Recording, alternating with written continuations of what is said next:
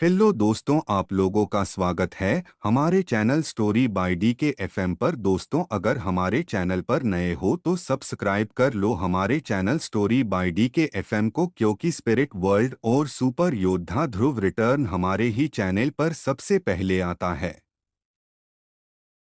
बर्बर क्षेत्र हमेशा से गुप्त रहा था। इसकी रहस्यमयता का अंदाजा इसी बात से लगाया जा सकता था कि यहाँ पर ऊपरी लोक के बीज थे और अन्य महाद्वीपों को इसकी भनक तक नहीं थी। नक्षत्र नगर में नीलामी वाले दिन आर्यन वनलोक के यंग मास्टर अंशुमान से मिला था, हालांकि वहां हुई घटना के बाद दोनों कभी नहीं मिले। आर्यन को बर्बर क्षेत्र के बारे में ज्यादा नहीं पता था, सिवाय इसके कि वनलोक बर्बर क्षेत्र का ही एक हिस्सा था और वहां खनिजों का अथाह भंडार है। पिछले 2-3 घंटों में आर्यन ने काफी तीसरी पीढ़ी के काल बीस्ट्स का शिकार किया। उनसे मिलने वाले काल क्रिस्टलों को पूर्वज रुद्रदेव तुरंत निगल लेते। शिकार करते करते अब वो एक जर्जर पहाड़ी इलाके में पहुंच चुका था। कमाल है, ये सारे बीस्ट बहुत ही शक्तिशाली हैं। आर्यन हौंफते हुए एक पत्थर पर बैठ गया। उसकी सांसें तेज थीं और कपड़े पसीने से तरबतर थे। वो पूरी तरह से थकान में डूबा हुआ था, फिर भी उसके चेहरे पर संतुष्टि की चमक थी। हर बार जब वो इन काल बीस्ट से भिड़ता वो अपनी पूरी ताकत लगाता। ना ही कोई तकनीक, ना कोई रक्षा शक्ति, सिर्फ खालिस ताकत। ये एहसास बहुत सुखद था। पूर्वज रुद्रदेव ने कहा, ये तो बस तीसरी पीढ़ी के बीस्ट हैं। अगर तुम सचमुच किसी पहली पीढ़ी के काल बीस्ट से टकरा गए तो तुम्हारी वर्तमान शक्तियों के साथ शायद तुम उसे झेल ना पाओ। डॉक वर्ल्ड 5 महाद्वीपों से कहीं अधिक शक्तिशाली था। वहां के बीस्ट भी कहीं अधिक खतरनाक थे। दूसरी और तीसरी पीढ़ी के काल बीस्ट तो डॉक वर्ल्ड में जंगली जीव कहलाते थे। उन्हें काल बीस्ट कहलाने की योग्यता भी नहीं थी। इससे अंदाजा लगाया जा सकता था कि डॉक वर्ल्ड कितना शक्तिशाली अस्तित्व था। आर्यन ने बुदबुदाते हुए कहा, क्या डॉक वर्ल्ड सच में इतना शक्तिशाली है?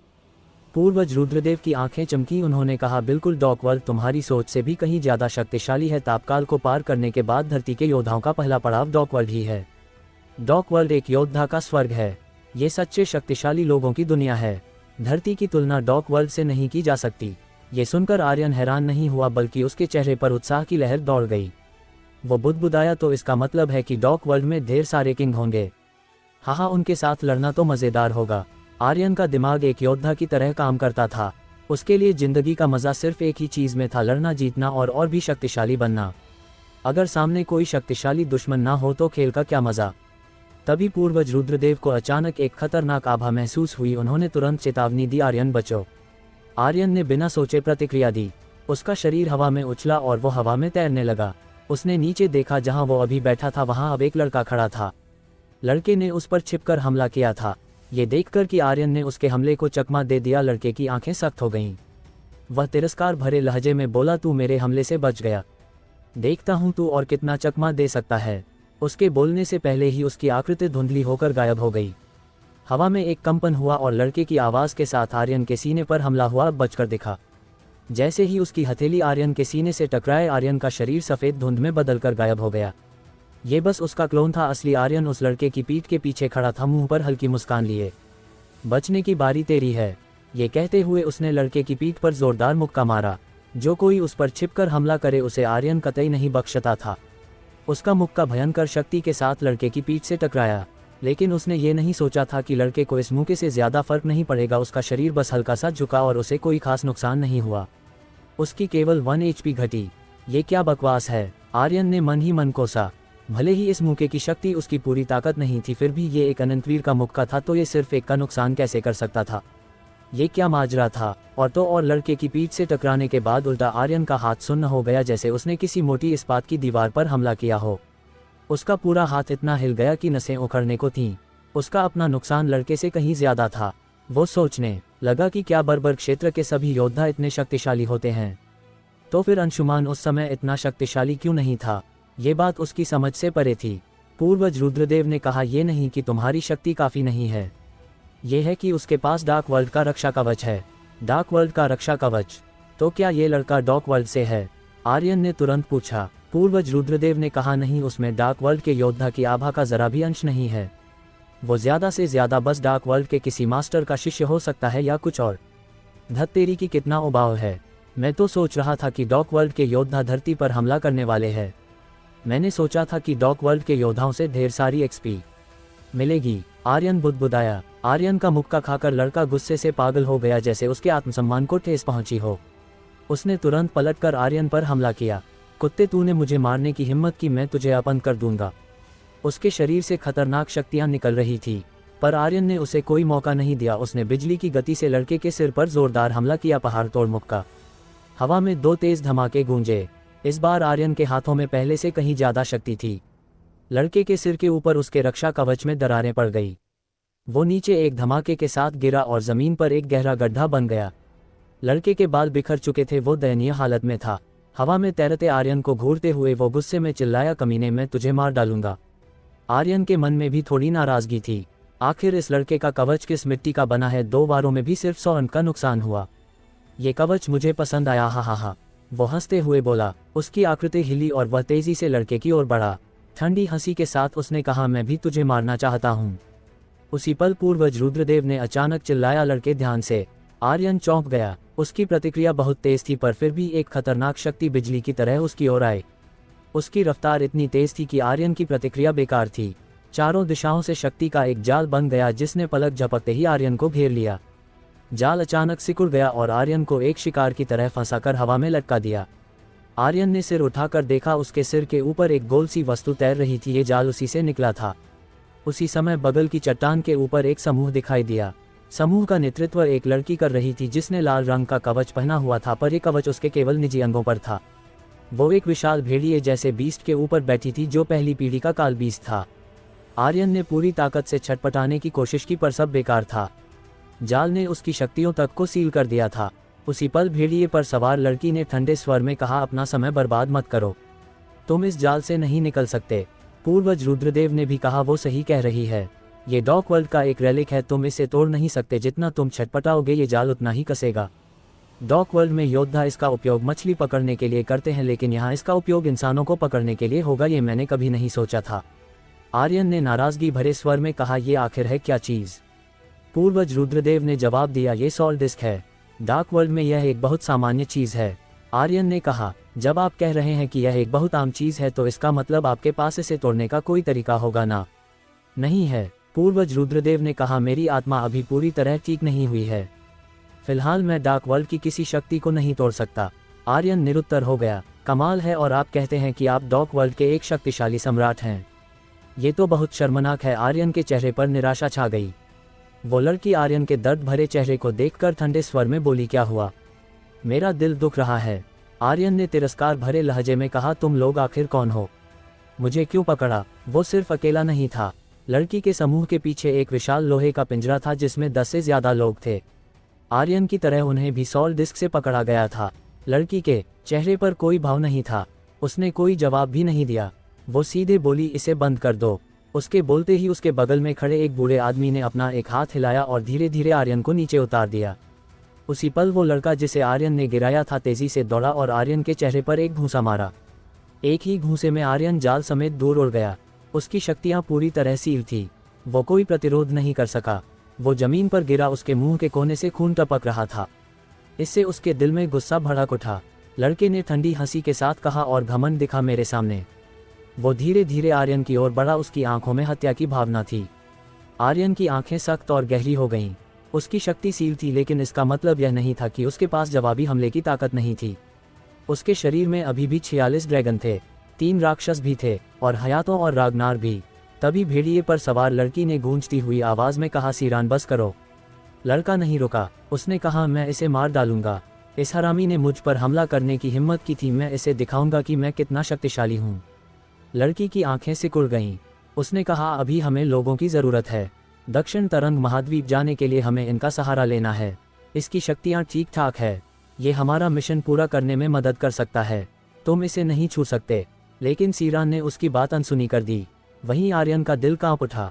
दक्षिण तरंग महाद्वीप में जाना, यह क्या है? क्या दक्षिण तरंग महाद्वीप में जो मुसीबत है वो सच में बर्बर क्षेत्र की वजह से है? आर्यन के मन में हजारों लहरें उठीं।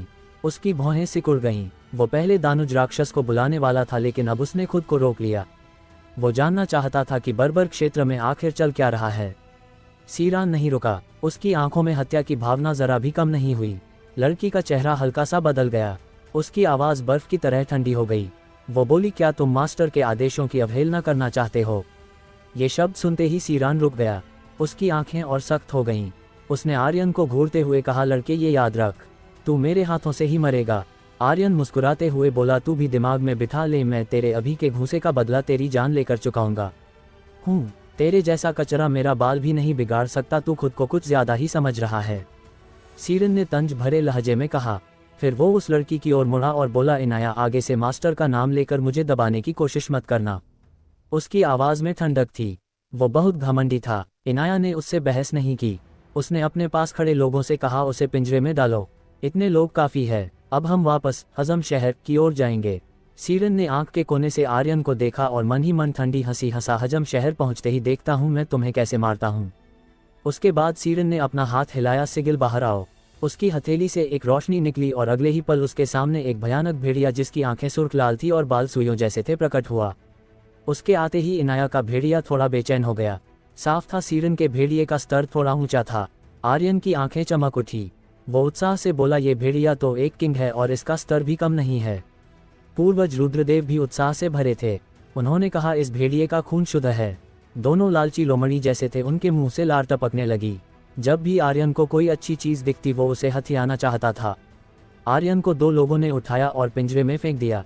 इस दौरान इनाया ने आर्यन की ओर एक नजर डाली, फिर सूर्यास्त की दिशा में बोली, चलो। लोहे के पिंजरे में 10 से ज्यादा योद्धा थे। वे कोई आम लोग नहीं थे। उनमें सबसे कमजोर भी तीसरे लेवल का दिव्यवीर था और सबसे शक्तिशाली चौथे लेवल का अनंतवीर। इन्होंने हमें क्यों पकड़ा? आर्यन ने टटोलते हुए उनसे पूछा। किसी ने जवाब नहीं दिया। सबकी आंखों में असहायता थी। वो अपने आप को इस धरती का सबसे शक्तिशाली अस्तित्व समझते थे। उनकी शक्ति पूरे अमृतद्वीप को हिला सकती थी, लेकिन यहाँ उन्हें जानवरों की तरह पिंजरे में कैद कर लिया गया। ये आघात बहुत बड़ा था। आर्यन ने फिर पूछा, ये लोग आखिर कौन है? बर्बर क्षेत्र में इतने शक्तिशाली लोग कैसे हो सकते हैं? यहाँ तक कि अमृतद्वीप में भी इतने शक्तिशाली लोग नहीं हैं। एक आदमी ने आह भरते हुए कहा, ये लोग बर्बर क्षेत्र के बिल्कुल नहीं हैं। ये सब विकसित लोग हैं। उसके बोलते ही सबने उसकी ओर देखा। उस आदमी ने कड़वी हंसी में कहा, तुम लोग बर्बर क्षेत्र के सर्वोच्च अस्त्र टेलीपोर्टेशन द्वार के बारे में तो जानते ही होगे। ये लोग उस टेलीपोर्टेशन द्वार में घुसे और फिर शक्तिशाली बनकर लौटे। उनके शरीर और शक्तियां सब बदल गए। हम उनके सामने बिल्कुल टिक नहीं सकते। आर्यन अवाक रह गया। वो बुदबुदाया, लगता है इन पर डार्क वर्ल्ड की ऊर्जा का असर हुआ है। पूर्वज, क्या ऐसा ही है? पूर्वज रुद्रदेव ने हल्के से कहा, सिद्धांतों के हिसाब से ऐसा कुछ होना असंभव है। जब तक कि कोई तापकाल को पार ना कर ले, डार्क वर्ल्ड में नहीं पहुंच सकता। लेकिन ये लोग टेलीपोर्टेशन द्वार के माध्यम से वहां गए, शायद इसी वजह से उनमें ये बदलाव आए हैं। धरती की स्थिति और ज्यादा जटिल होती जा रही थी। विकसित मानवों का उदय हो चुका था। पूर्वज रुद्रदेव भी मन ही मन हैरान थे। कोई आश्चर्य नहीं कि ये लोग डार्क वर्ल्ड के रेलिक्स को काबू कर सकते हैं। तो इन लोगों ने डार्क वर्ल्ड की शक्ति हासिल कर ली है, उन्होंने सोचा। लेकिन इन सब के पीछे कौन है? कौन इस उथल पुथल का कारण बन रहा है? क्यों इन्होंने दक्षिण तरंग महाद्वीप को चुना? क्या इसका संबंध ड्रैगनों के खजाने से है? पूर्वज रुद्रदेव को लग रहा था कि यह मामला उतना भी सरल नहीं है जितना दिख रहा है। लेकिन आर्यन अभी इन बातों से परेशान नहीं था। उसे ना तो विकसित मानवों की परवाह थी और ना ही डार्क वर्ल्ड के लोगों की। उसका मन बस एक बात में उलझा था, इन लोगों ने दक्षिण तरंग महाद्वीप के साथ आखिर क्या किया? रात का आकाश अनगिनत तारों से सजा हुआ था, मानो किसी ने काले रेशम पर हीरे बिखेर दिए हों। उनकी चमक रात की सुनसानी में एक अलग ही आलम रच रही थी। आर्यन को कैद करने वाले दल में कुल 7 लोग थे। 2 बूढ़े आदमी जो सॉल डिस्क को नियंत्रित कर रहे थे, 2 पहरेदार जिनका काम सुरक्षा और निगरानी था, एक योद्धा जो रथ को चलाने का जिम्मेदार था, इनाया उस दल की लीडर थी, और एक सीरान जिसके साथ आर्यन की पहले झड़प हो चुकी थी। रास्ते में दल के लोग आपस में ज्यादा बात नहीं कर रहे थे, लेकिन आर्यन ने गौर किया कि इनाया भले ही दल की लीडर थी, फिर भी वो अकेली पड़ रही थी। बाकी 5 लोग सीरान के साथ थे, मानो इनाया उनके लिए लीडर थी ही नहीं। इनाया लोहे के पिंजरे के पास गश्त कर रही थी। आर्यन ने तुरंत उससे पूछा, क्या तुम बता सकती हो कि तुमने हमें क्यों पकड़ा? इनाया ने कोई जवाब नहीं दिया। उसने बस एक ठंडी नज़र आर्यन पर डाली और आगे बढ़ गई। वो एक ऊंची चट्टान पर खड़ी हो गई, मानो पहरा दे रही हो या शायद किसी गहरे विचार में डूबी हो। आर्यन की नज़र उस पर टिकी रही।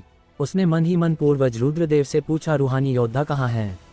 पूर्वज रुद्रदेव ने जवाब दिया, वो आसपास ही कहीं होंगे, तुम्हारे एक इशारे पर आ जाएंगे। ठीक है, उन्हें दूरी बनाए रखने को कहो। इन विकसित लोगों की शक्तियां अभी तक स्पष्ट नहीं हैं। उन्हें हमारे रूहानी योद्धाओं का पता नहीं चलना चाहिए। आर्यन ने सावधानी बरतते हुए कहा। पिछली बार जब रूहानी योद्धा उसके शरीर से निकले थे, आर्यन ने उन्हें वापस नहीं बुलाया था। उसने उन्हें स्वतंत्र रूप से घूमने की आज़ादी दी थी। वो शुरू से ही आर्यन के आसपास थे। कई ऐसी जगहें थीं जहां आर्यन नहीं जा सकता था, लेकिन रूहानी योद्धा वहां पहुंच सकते थे। पूर्वज रुद्रदेव ने कहा, मैंने तुम्हारी बात उन्हें बता दी है, वैसे अब जब तुम पकड़े जा चुके हो तो थोड़ा आराम कर लो। तुमने बहुत वक्त से अच्छी नींद नहीं ली है, तब तक मैं तुम्हारे शरीर पर लगी सॉल डिस्क की सील को खोलने का कोई तरीका ढूंढता हूँ। पूर्वज रुद्रदेव का आर्यन के साथ रिश्ता भाई जैसा था, गुरु और शिष्य जैसा था, और दादा पोते जैसा भी उन्होंने आर्यन को इस मुकाम तक पहुंचते देखा था। केवल वो ही जानते थे कि आर्यन ने यहाँ तक पहुंचने के लिए कितनी कठिनाइयां सहन की थीं। कोई भी योद्धा ऐसा नहीं कर सकता था। आर्यन ने अपनी आंखें हल्के से बंद कीं। आधे मिनट से भी कम समय में वो गहरी नींद में चला गया। वो नहीं जानता था कि उसने कितनी देर तक सोया। अचानक पूर्वज रुद्रदेव की चिंतित आवाज उसके दिमाग में गूंजी, आर्यन जागो, कुछ गड़बड़ है। आर्यन एकदम से जाग गया। चारों ओर की शांति को देखकर वो चौंका और पूछा, क्या हुआ? उसी पल पिंजरे के बाहर खड़े एक रूहानी योद्धा ने जल्दबाजी में कहा, मास्टर, 4 ऐसे ही दल तेजी से इस ओर बढ़ रहे हैं। वो इन्हीं की तरह शक्तिशाली हैं और उनके शरीर से खूनी इच्छा निकल रही है। मुझे लगता है कि वो तुम्हारे लिए आ रहे हैं। 4 दल। आर्यन का दिमाग तेजी से चलने लगा। उसने कहा, जाओ, तुम नजर रखो, मेरे आदेश का इंतजार करना। जी मास्टर। इतना कहकर वो रूहानी योद्धा वहां से चला गया।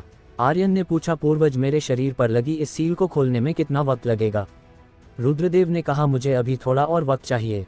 जब आर्यन सो रहा था तब वे लगातार अपनी गूढ़ शक्ति का उपयोग करके सील को खोलने की कोशिश कर रहे थे।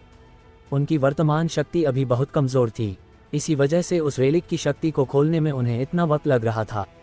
यह एक ऐसी प्रक्रिया थी जिसमें उनकी गूढ़ शक्ति खर्च होती थी। अगर यह कोई साधारण शक्ति होती तो यह असंभव होता। आर्यन की भौहें सिकुड़ गईं।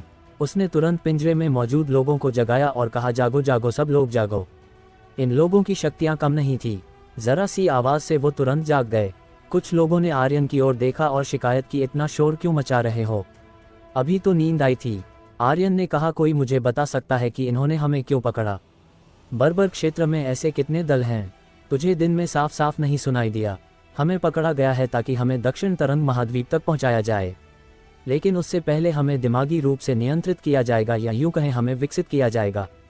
इससे हम पूरी तरह उनकी आज्ञा मानने लगेंगे और वो काम करेंगे जो वो खुद नहीं कर सकते। कुछ लोग बहुत नाराज थे। नींद में खलल पड़ना वैसे भी एक अप्रिय बात थी। आर्यन का दिमाग तेजी से काम करने लगा। हमें विकसित करना, दिमागी नियंत्रण। तो क्या वो 4 दल हमें लूटने के लिए आ रहे हैं, या फिर कुछ और मामला है? आर्यन समझ नहीं पा रहा था, लेकिन उसे यकीन था कि खतरा नजदीक आ रहा था। वो अचानक खड़ा हुआ और दूर पहाड़ी पर बैठी इनाया की ओर चिल्लाया, रात लंबी है और मुझे नींद नहीं आ रही। सुंदरी, आओ थोड़ी बातें कर लें। पिंजरे में मौजूद सभी लोग आर्यन की ओर देखने लगे। उनके चेहरे पर हैरानी थी।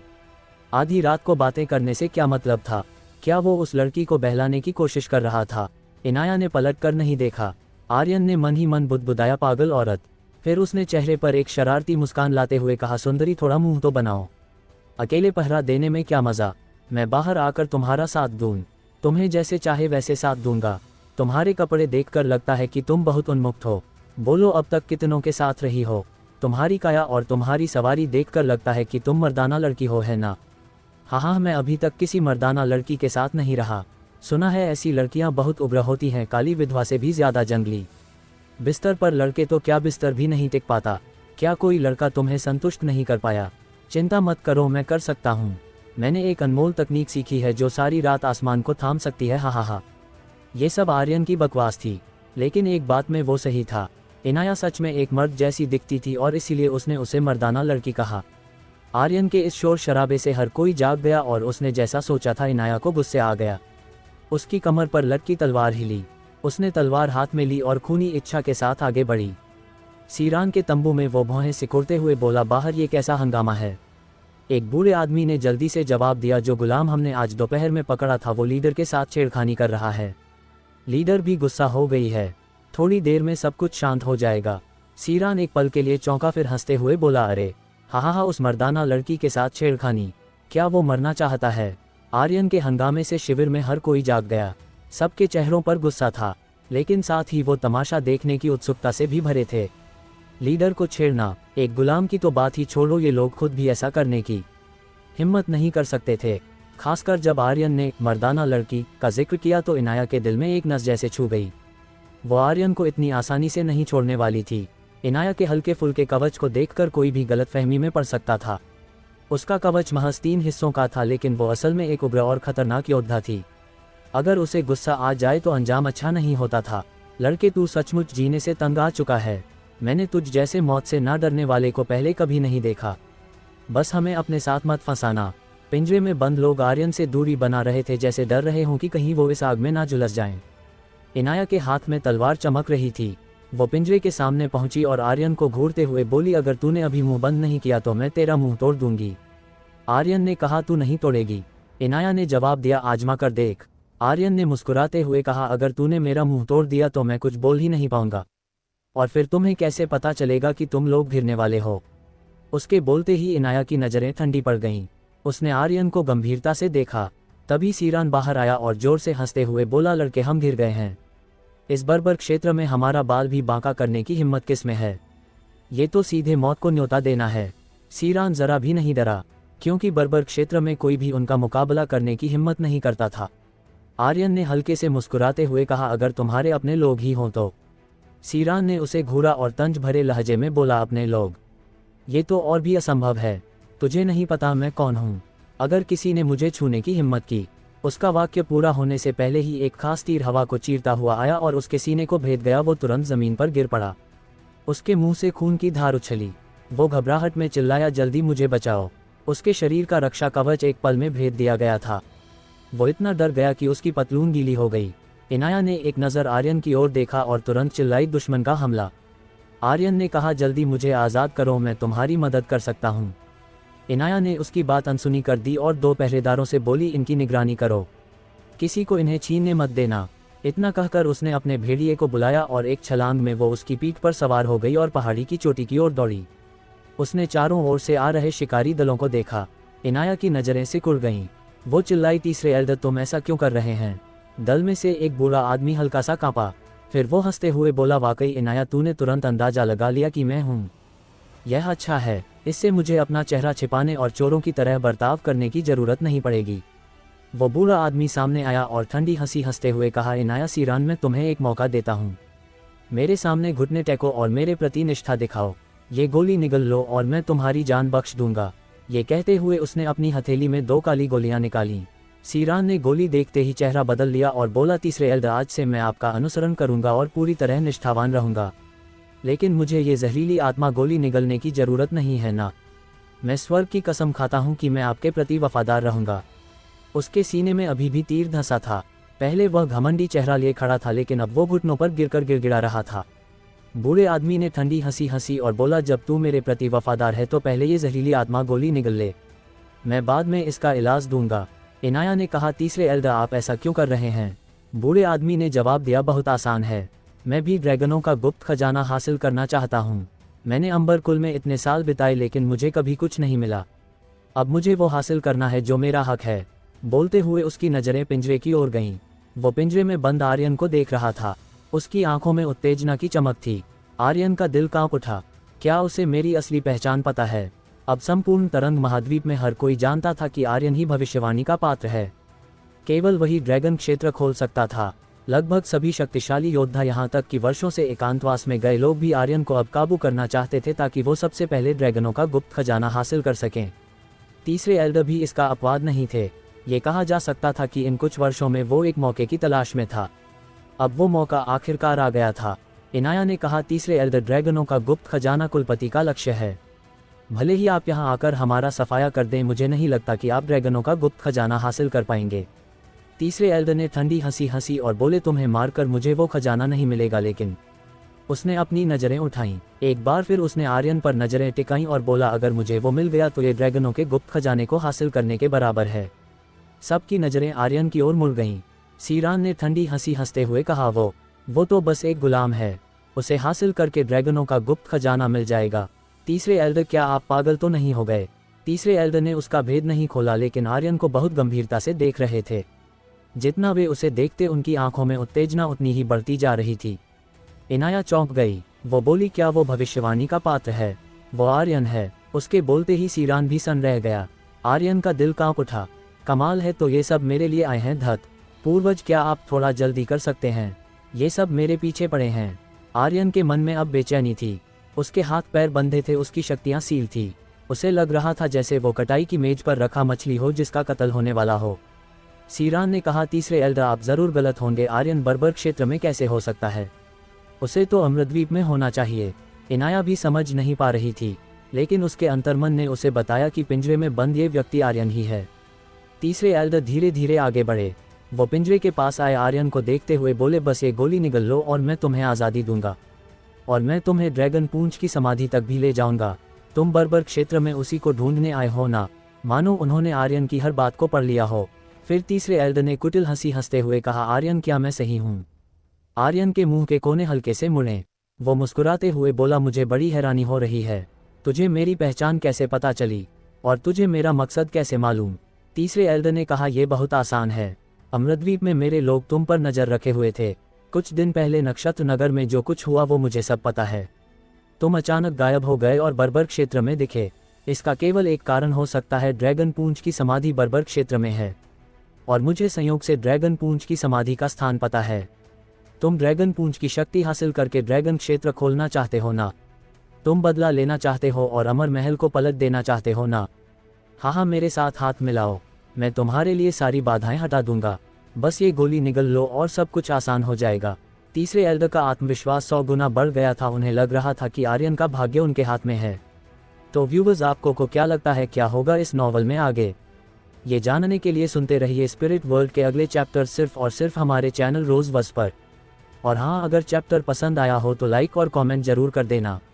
इससे मुझे भी अगले चैप्टर्स को अपलोड करने में मज़ा आता है। धन्यवाद। तीसरे एल्डर एक किंग थे। उनके शरीर से सुनहरी रोशनी निकल रही थी। ये देखकर आर्यन उत्साह से भर उठा। उसने कहा, अगर मैं कहूँ कि मैं नहीं मानता तो? तीसरे एल्डर ने चंचल लहजे में जवाब दिया, कोई बात नहीं, तुम पहले ही सॉल डिस्क से बंधे हो। अगर तुम खुद गोली नहीं निगलते तो मैं इसे तुम्हारे मुंह में जबरदस्ती ठूंस सकता हूँ। बस तरीका थोड़ा जंगली होगा। तो तुमने मुझे ठिकाने लगाने की ठान ली है? आर्यन ने पूछा। तीसरे एल्डर ने कहा, बिल्कुल आर्यन, इसके अलावा तुम्हारे पास कोई रास्ता नहीं है। मैं तुम्हारा एकमात्र रास्ता हूँ। इस दुनिया में शायद सिर्फ मुझे ही ड्रैगन पूंछ की समाधि के स्थान के बारे में पता है। बस ये गोली निगल लो और मैं तुम्हें वहां ले जाऊंगा। आर्यन ने मन ही मन रुद्रदेव से पूछा, पूर्वज कितना वक्त और चाहिए? पूर्वज रुद्रदेव ने जवाब दिया, थोड़ा और वक्त चाहिए, बस थोड़ा और। उन्हें सॉल डिस्क की सील को तोड़ना था ताकि आर्यन अचानक हमला कर सके। आर्यन ने सोचने का नाटक किया, फिर बोला, लगता है मेरे पास कोई और रास्ता नहीं है। तीसरे एल्डर ने आत्मसंतुष्टि भरी हंसी हंसी और बोले, तुम समझदार हो, तुम्हें पता है कि क्या चुनना है। आर्यन, सिर्फ मिलकर ही हम ड्रैगन क्षेत्र खोल सकते हैं, और मेरे पास दक्षिण तरंग महाद्वीप में तुम्हारे परिवार को बचाने का तरीका है। हफ अपनी आस्तीनों के नीचे मुट्ठियां कसते हुए आर्यन ने दांत पीसे। लगता है बर्बर क्षेत्र के लोग मेरे पीछे पड़ गए हैं, ये कमीने विकसित लोग। आर्यन का दिल डूब रहा था। उसने तीसरे एल्डर की ओर देखा और बोला, मैं तुम्हारी बात मानने के लिए राजी हूँ, लेकिन उससे पहले मैं चाहता हूँ कि तुम मेरे लिए कुछ करो। तीसरे एल्डर ने कहा, बोलो। आर्यन ने सीरान की ओर देखा और कहा, इसे मार दो। सीरान की नजरें ठिठक गईं। वो तुरंत गुस्से में बोला, लड़के, क्या तू मरना चाहता है? तीसरे एल्डर ने अपनी आंख के कोने से सीरान की ओर देखा। सीरान तुरंत घुटनों पर गिर पड़ा और बोला, तीसरे एल्डर, मैं आपका भतीजा हूँ। आप एक बाहरी व्यक्ति के लिए मुझे सचमुच नहीं मारेंगे ना? उसकी पहचान बहुत खास थी, लेकिन आर्यन को काबू करने के लिए तीसरे एल्डर सब कुछ त्यागने को तैयार थे। उन्होंने ठंडे स्वर में कहा, मेरे प्यारे भतीजे, अपने चाचा के लिए थोड़ा कष्ट सह लो, और आदेश दिया, इसे मार दो। तुरंत बाद 2 काले लबादों वाले लोग आगे आए। उनके शरीर से भयंकर आभा निकल रही थी। उन्होंने सीरान को पकड़ लिया। सीरान इतना डर गया कि उसका शरीर कांपने लगा। तीसरे चाचा, मुझे मत मारो, मुझे मत मारो। इनाया, इनाया, मुझे बचाओ, मुझे बचाओ। सामान्य योद्धाओं के सामने वो बेहद घमंडी था, लेकिन इन लोगों के सामने उसकी थोड़ी सी शक्ति कुछ भी नहीं थी। इनाया की तलवार हिली, उसकी आकृति नीचे उतरी और उसने उन 2 काले लबादों वाले लोगों का रास्ता रोक लिया। तीसरे एल्डर, मुझे डर है कि आप जो कर रहे हैं वो ठीक नहीं है। तीसरे एल्डर ने ठंडी हंसी हंसी और बोले, हर किसी को सिर्फ अपनी फिक्र होती है। ये तो मेरा भतीजा है, अगर वो मेरा बेटा भी होता तो मुझे उसकी परवाह नहीं होता। इनाया, तुम्हारे पास अभी भी रास्ता है। इनाया की नज़रें सिकुड़ गईं। वो बोली, माफ़ी चाहती हूँ तीसरे एल्डर, लेकिन तुम अंबर कुल की योजना को बर्बाद नहीं कर सकते। ये कहते ही उसके हाथ की तलवार हिली। उसने सीरान को पकड़े दोनों योद्धाओं पर हमला कर दिया। उसी वक्त उसके पास खड़ा भेड़िया भी गुस्से में आ गया और उसके शरीर पर सुनहरे कवच की एक परत चढ़ गई। तीसरे एल्डर के मुंह का कोना ठंडा पड़ गया। लड़की, तू अपनी औकात से बढ़कर सोच रही है। उन्होंने गुस्से में आदेश दिया, मारो, एक भी जिंदा नहीं बचना चाहिए। आदेश मिलते ही अंधेरे से 30 से ज्यादा काले लबादों वाले योद्धा एक साथ बाहर निकले और इनाया की ओर टूट पड़े। उतनी देर में इनाया की तलवार ने सीरान को पकड़े दोनों योद्धाओं को पीछे धकेल दिया। सीरान ने तुरंत अपने भेड़िए को बुला लिया। वो तेजी से उसके ऊपर चढ़ा और चिल्लाया, शून्य लंग। भेड़िए ने गर्जना की और उसका शरीर सीधे शून्य में जा घुसा। तीसरे एल्डर की आंखें हिलीं। उन्होंने कहा, उसे भागने मत देना। सीरान के पास कोई और खासियत नहीं थी, पर भागने में वो माहिर था। इसके अलावा उसके भेड़िए के पास एक खास शक्ति थी, उसकी गति इतनी तेज थी कि वो शून्य को भेद सकती थी। भेड़िए को गायब होते देख तीसरे एल्डर का चेहरा बदल गया। उन्होंने गुस्से में इनाया को घूरते हुए कहा, लड़की अब पहले तुम मरोगी। वो एक कदम में इनाया के पास पहुंच गए। उनका हाथ बिजली की तरह गरजा। इनाया को कोई प्रतिरोध का मौका दिए बिना उन्होंने उसे एक जोरदार मुक्के से दूर उड़ा दिया। लेकिन उसके ज़मीन पर गिरने से पहले ही तीसरे एल्डर ने उस पर ताबड़तोड़ मुक्के बरसाए। इनाया बार बार खून उगल रही थी। एक भारी मुक्के से इनाया पिंजरे के पास जा गिरी। उसके सीने का कवच टूट गया और 2 गोरे मांस के टुकड़े जैसे बाहर निकलने को तैयार थे। इनाया का सफ़ेद चेहरा अब मृत्यु की तरह पीला पड़ चुका था। जब वो तीसरे एल्डर के मुक्के खा रही थी, उतनी देर में उसके दल के बाकी लोग सीरान को छोड़कर जो भाग गया था सब मारे जा चुके थे। तीसरे एल्डर गुस्से में थे। उन्होंने कहा, उसका पीछा करो, उसे हजम शहर पहुंचने से पहले मार डालो। काले लबादों वाले सारे लोग पल में गायब हो गए। उसी पल तीसरे एल्डर पलटे और पिंजरे के पास आए। उन्होंने मरती हुई इनाया का गला पकड़ा और उसे हवा में उठा लिया। वो बोले, मैं पहले तेरी जान बख्शना चाहता था, लेकिन तूने उसका मूल्य नहीं समझा। तीसरे एल्डर ने इनाया का गला कसकर भींचा और बोले, अब मरो। उसी पल पूर्वज रुद्रदेव की आवाज़ गूंजी। आर्यन सील खुल गई। आयामी रिफ्ट। सील टूटते ही आर्यन ने तुरंत हरकत की और पिंजरे से गायब हो गया। वो सीधे तीसरे एल्डर के पीछे निकला और अपने दिल में गर्जना की सुपर सोल मोड़। पल भर में आर्यन के बाल और उसकी आभा सुनहरी हो गई। आर्यन ने अपने हाथ में ड्रैगन लांस पकड़ा। साथ ही उसने अपनी सोलस्टम तकनीक भी सक्रिय कर दी, जो अब 9वें लेवल की थी। ड्रेको, अब तुम्हारी बारी। लांस पर भयानक शक्तियां भड़क उठी। आर्यन ने सीधे तीसरे एल्डर की पीठ पर वार किया। तीसरे एल्डर के मुंह का कोना तिरस्कार भरी मुस्कान से मुड़ा। बस तू। आर्यन, मुझे तुम्हारी शक्ति अच्छी तरह पता है। तुम्हारी ताकत मुझे मारने के लिए काफ़ी नहीं है। अभी उनकी बात खत्म भी नहीं हुई थी कि ड्रैगन लांस ने उसकी पीठ को भेद दिया। भले ही तीसरे एल्डर विकसित हो चुके थे, लेकिन ड्रैगन लांस के वार में वो शक्ति थी जो केवल मौत का फरमान सुनाती थी। बधाई हो आर्यन, तुमने अंबर कुल के तीसरे एल्डर को मारा है। तुम्हें एक्सपी पॉइंट्स, अमर ऊर्जा पॉइंट्स और 10 अमर मूल्य मिले हैं। बधाई हो आर्यन, तुम्हें सोल डिस्क मिली है। बधाई हो आर्यन, तुम्हें अंबर स्वॉर्ड मिली है। बधाई हो आर्यन, तुम्हें अंबर स्टोन मिला है। बधाई हो आर्यन, तुम्हें अंबर सम्राट कॉर्ड मिला है। आर्यन की किस्मत ने उसे चौंका दिया। उसने सोचा नहीं था कि सिस्टम आज उस पर इतना मेहरबान होगा। लेकिन ये अंत नहीं था। सिस्टम की आवाज़ फिर गूंजी। बधाई हो आर्यन, अंबर कुल के तीसरे एल्डर को मारने पर तुम्हें एक विशेष इनाम मिला है। अंबर सम्राट तकनीक, क्या तुम इसे सीखना चाहते हो? न केवल आर्यन को एक अवतार कॉर्ड मिला था, बल्कि साथ ही उसकी तकनीक भी मिल गई थी। आर्यन काफ़ी देर तक स्तब्ध खड़ा रहा। वो बुदबुदाया, कमाल है सिस्टम, मैं तुमसे प्यार करता हूँ। तू इतना ज़बरदस्त क्यों है? उसके विचार हिले, जैसे डर हो कि तकनीक कहीं गायब ना हो जाए। उसने कहा, हाँ सीखना है, जल्दी करो। बधाई हो आर्यन, अंबर सम्राट तकनीक सीखने पर तुम्हें 1000 एक्सपी पॉइंट्स, 1000 अमर ऊर्जा पॉइंट्स, 1000 शॉप पॉइंट्स मिले हैं। स्किल, अंबर सम्राट तकनीक। स्तर, आर्केन रैंक। विवरण, अमर अविनाशी। विवरण 2, अवधि 60 सेकंड। तकनीक का स्तर जितना ऊंचा होगा, अवधि उतनी लंबी होगी। अरे वाह, 60 सेकंड में तो मैं इसके साथ तबाही मचा दूंगा। ये तो हद से ज़्यादा ज़बरदस्त है। आर्यन का खून उबाल मार रहा था। उसे ऐसा लग रहा था जैसे पूरी सृष्टि उसकी मुट्ठी में हो। इस तकनीक के साथ मेरी ताकत और बढ़ेगी, या यूं कहूं अंबर सम्राट के लिए ये एक खतरनाक ताकत के रूप में उभरेगी। आर्यन के मन में उत्साह था। उसका स्वभाव हमेशा से उभर रहा था। अगर उसे कुछ पसंद नहीं आता तो वो सीधे भिड़ जाता था। हयातो और रागनार के अलावा अब उसके पास अंबर सम्राट का अवतार भी आ चुका था। आर्यन के मुंह के कोने हल्के से मुड़े और उसने मन ही मन सोचा, बस इंतजार करो पितृराज, अपनी कमर कस लो और मेरा इंतजार करो, मैं तुम्हें मारकर ही दम लूंगा। उसी समय पूर्वज रुद्रदेव ने चेतावनी दी, वो लड़की मरने वाली है। आर्यन तुरंत शांत हो गया। मरती हुई इनाया को देखकर उसने सोचा, वो नहीं मर सकती, मुझे अभी उसकी ज़रूरत है। पूर्वज, उसे बचाने का कोई तरीका है। आर्यन के पास इस वक्त कोई हीलिंग पिल नहीं थी और इनाया को बचाना जरूरी था। इनाया ने उसे दक्षिण तरंग महाद्वीप तक ले जाने के लिए पकड़ा था, लेकिन ले जाना किस लिए, ये सिर्फ उसी से पता चल सकता था। इसलिए आर्यन नहीं चाहता था कि वो मरे। आर्यन ने पिंजरे में बंद योद्धाओं की ओर देखा और पूछा, तुम में से किसी के पास हीलिंग पिल है?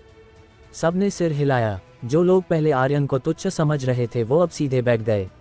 उनके चेहरे पर डर था, जैसे वो आर्यन से बेहद भयभीत हों। वो नक्षत्र नगर में हुई घटनाओं से वाकिफ थे। बीस्ट की सेना और फिर 10 लाख राक्षसों की सेना को उसने एक पल में मार डाला था। ये सब आर्यन ने अकेले किया। उनकी नज़रों में आर्यन खुद एक राक्षस था, इसलिए वो डरे हुए थे। उनके भयभीत चेहरों को देखकर आर्यन ने और सवाल नहीं किए। उसने ड्रैगन स्लेयर निकाला और अपनी पूरी ताकत के साथ पिंजरे पर हमला किया। पिंजरा टूट गया। आर्यन ने कहा, अपनी जान बचाओ, अब बर्बर क्षेत्र में वापस मत आना।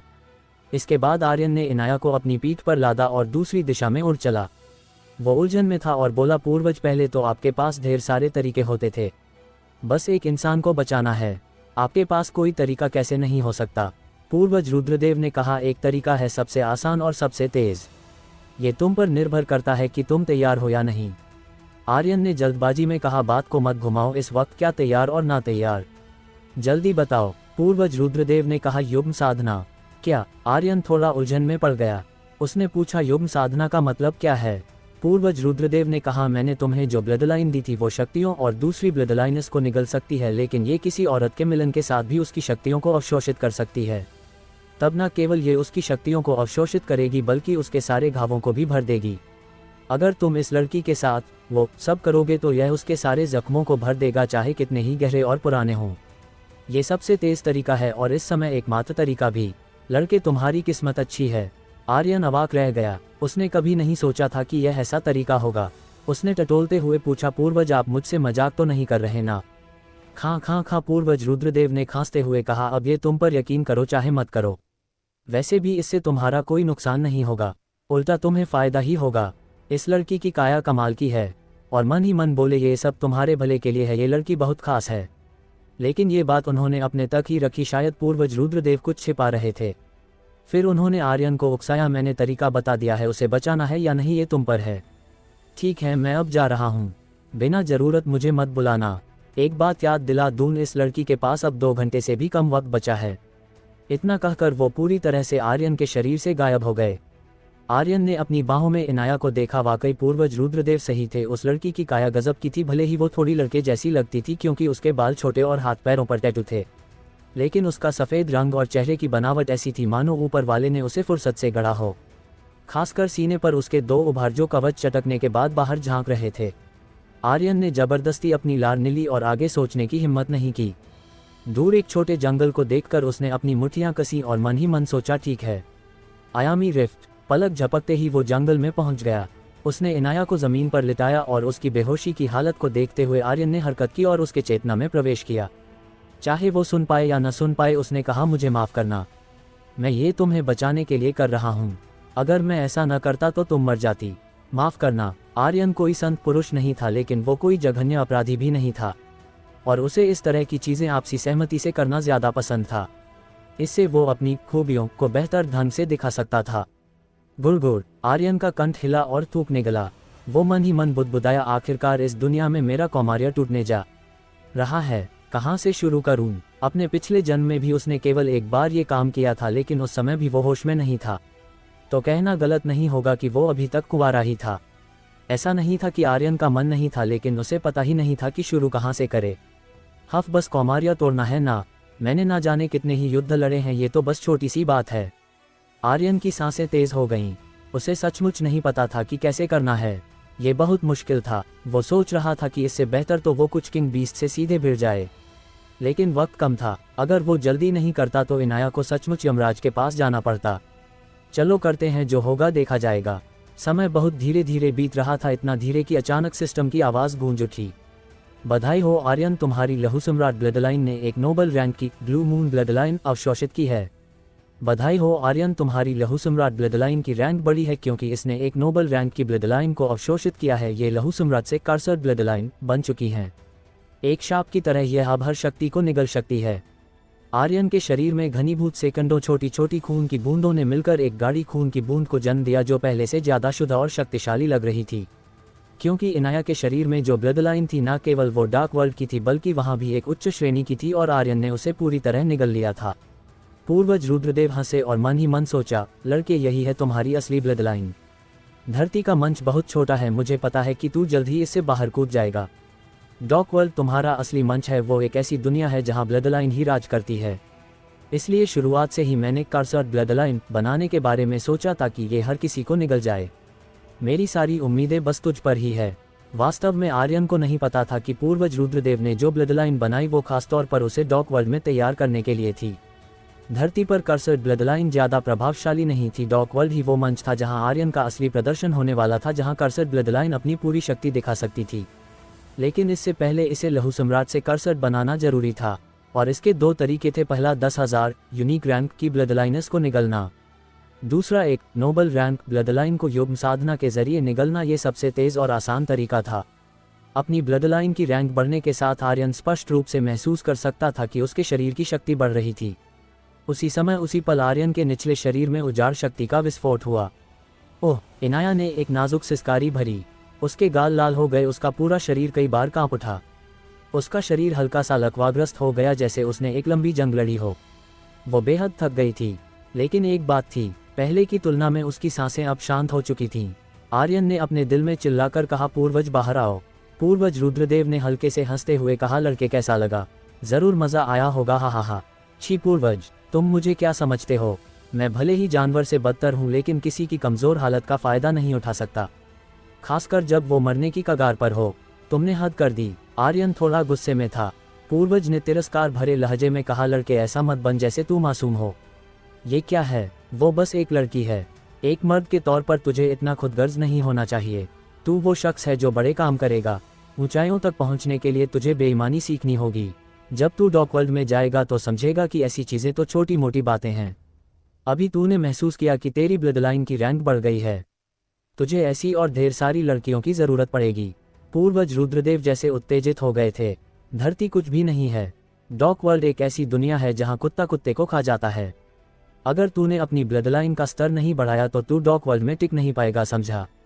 पूर्वज रुद्रदेव भारी स्वर में बोल रहे थे। वो आर्यन को बढ़ते और ताकतवर होते देख चुके थे। वो नहीं चाहते थे कि आर्यन डॉक वर्ल्ड में जाकर रौंदा जाए या वहां उसका कोई ठिकाना ना रहे। डॉक वर्ल्ड असल में बेहद खतरनाक जगह थी। जरा सी लापरवाही से एक शक्तिशाली योद्धा भी बिना कब्र के मर सकता था। ब्लड लाइन को पहले उन्नत करना जरूरी था। लहू सम्राट ब्लड लाइन डॉक वर्ल्ड में कुछ भी नहीं थी। आर्यन हैरान था। ये पहली बार था जब उसने पूर्वज रुद्रदेव को गुस्से में देखा था। लेकिन आर्यन ने कहा, मेरे अपने सिद्धांत हैं। मैं कोई कुत्ता नहीं हूं कि किसी भी लड़की पर चढ़ जाऊं। पूर्वज, अगर भविष्य में ऐसा कुछ हो तो मुझे पहले बता देना। चाहे कोई भी दुनिया हो, आर्यन अपने सिद्धांत नहीं छोड़ने वाला था। एक इंसान को एक हद और सिद्धांत की जरूरत होती है।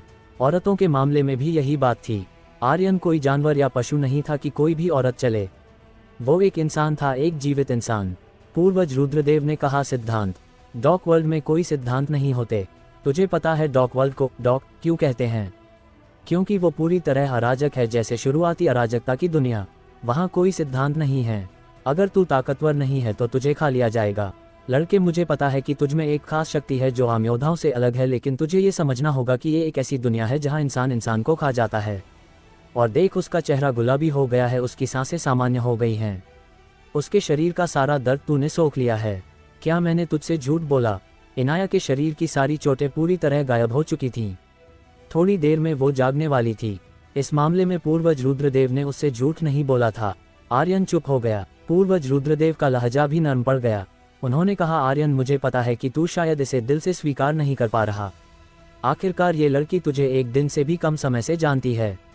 लेकिन तुझे ये समझना होगा कि तेरे पास बहुत कम समय है। 2 साल से भी कम समय में तू अमर महल का सामना कैसे करेगा और इस बर्बर क्षेत्र का सामना कैसे करेगा? ताकतवर बनने के लिए हर तरह का हथियार इस्तेमाल करना होगा। आर्यन ने कहा, मैं ताकतवर बनूंगा, लेकिन इस तरीके से नहीं। पूर्वज, मुझे पता है कि आप मेरा भला चाहते हैं, लेकिन मैं अपनी राह खुद चुनना चाहता हूँ।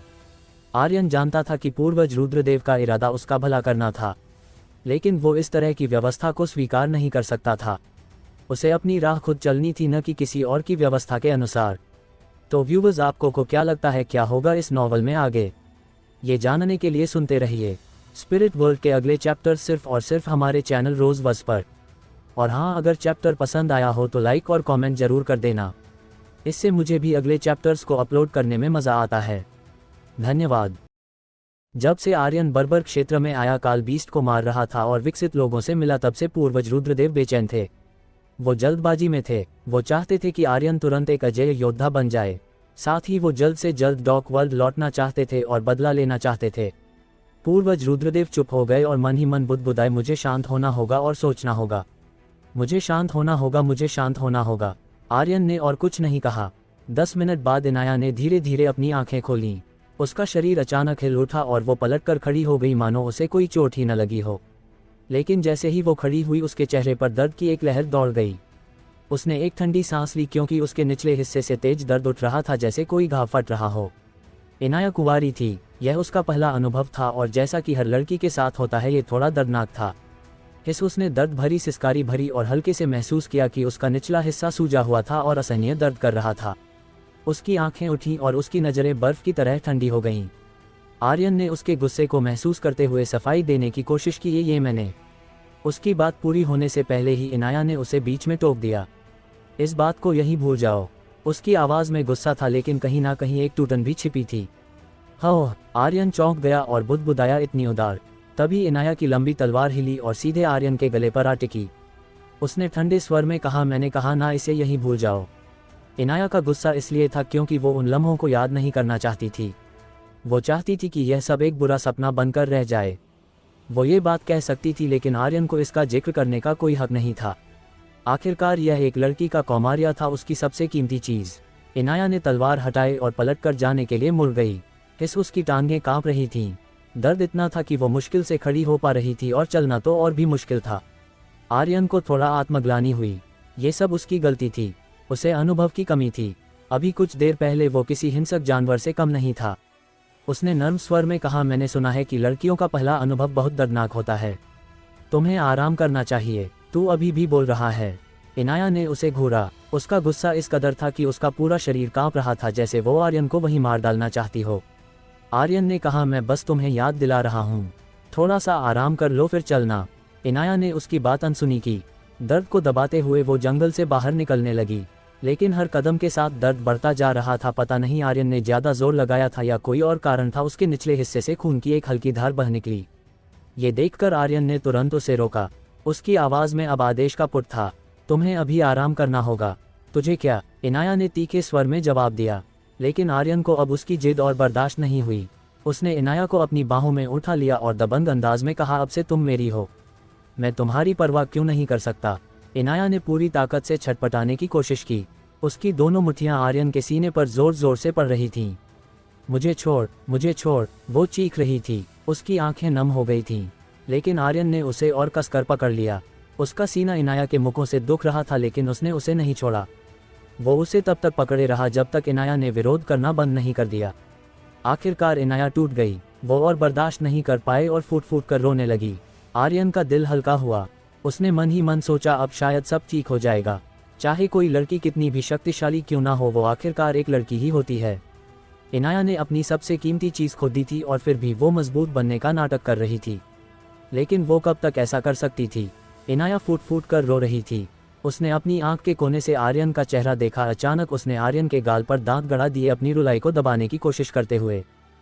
आर्यन ने ठंडी सांस ली। उसने ना तो उसे छोड़ा, ना दर्द में चिल्लाया और ना ही उसकी भौहें सिकुड़ी। उसने इनाया को उसे काटने दिया, उसके आंसुओं को देखकर। और अभी जिस तरह वो चल रही थी उसे याद करके आर्यन का दिल दुखने लगा।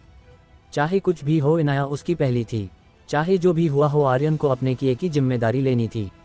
उसके गाल का एक टुकड़ा लगभग कटने वाला था, पर आर्यन ने दर्द का कोई भाव नहीं दिखाया। आखिरकार इनाया को भी हैरानी हुई। उसने ढील दी और रोना बंद कर दिया। धीरे से पूछा, दर्द नहीं हो रहा? आउच, हो रहा है, लेकिन तेरे काटने में भी एक तरह की कशिश है, आर्यन ने मुस्कुराते हुए कहा और फिर उसके शांत चेहरे को देख पूछा, अभी भी गुस्सा हो? इनाया ने सिर झुकाया। उसकी आंखों में अभी भी उस लड़के के प्रति प्रतिरोध था जिसे वो एक दिन से भी कम समय से जानती थी।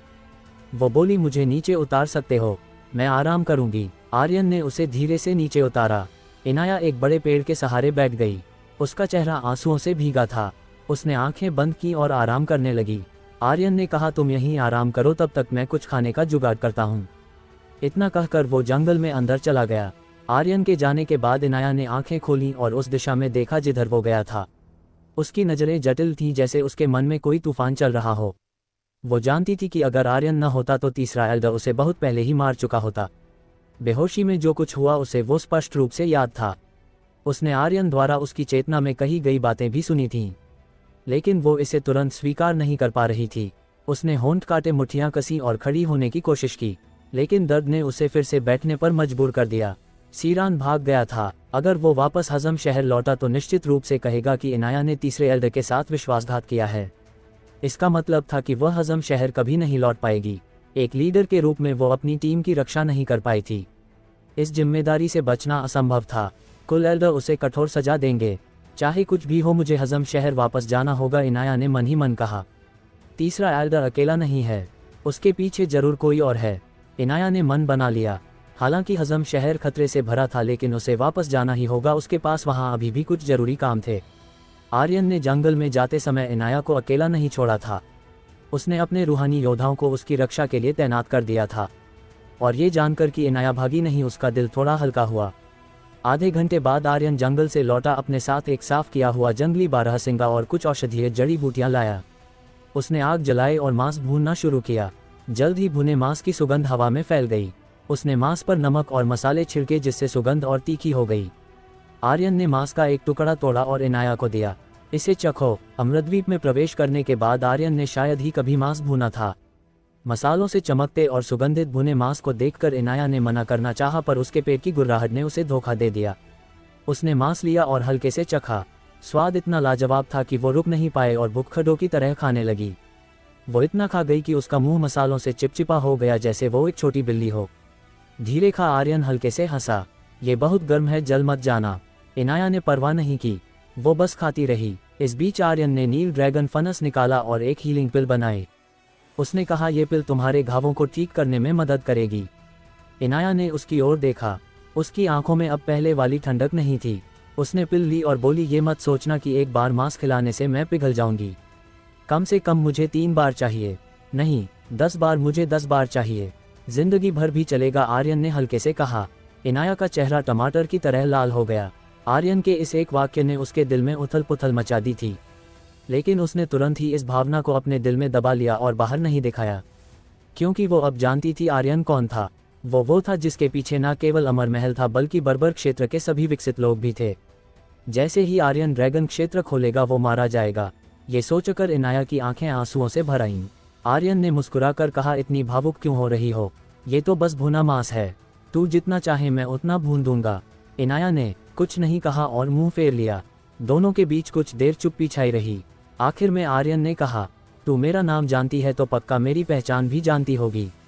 मैं बस तुमसे ये पूछना चाहता हूँ कि दक्षिण तरंग महाद्वीप में क्या हुआ और इस बर्बर क्षेत्र में क्या चल रहा है? क्या तुम मुझे बता सकती हो? आर्यन की आवाज़ में ईमानदारी थी। उसका इनाया को बचाने का कारण यही था, सच जानना।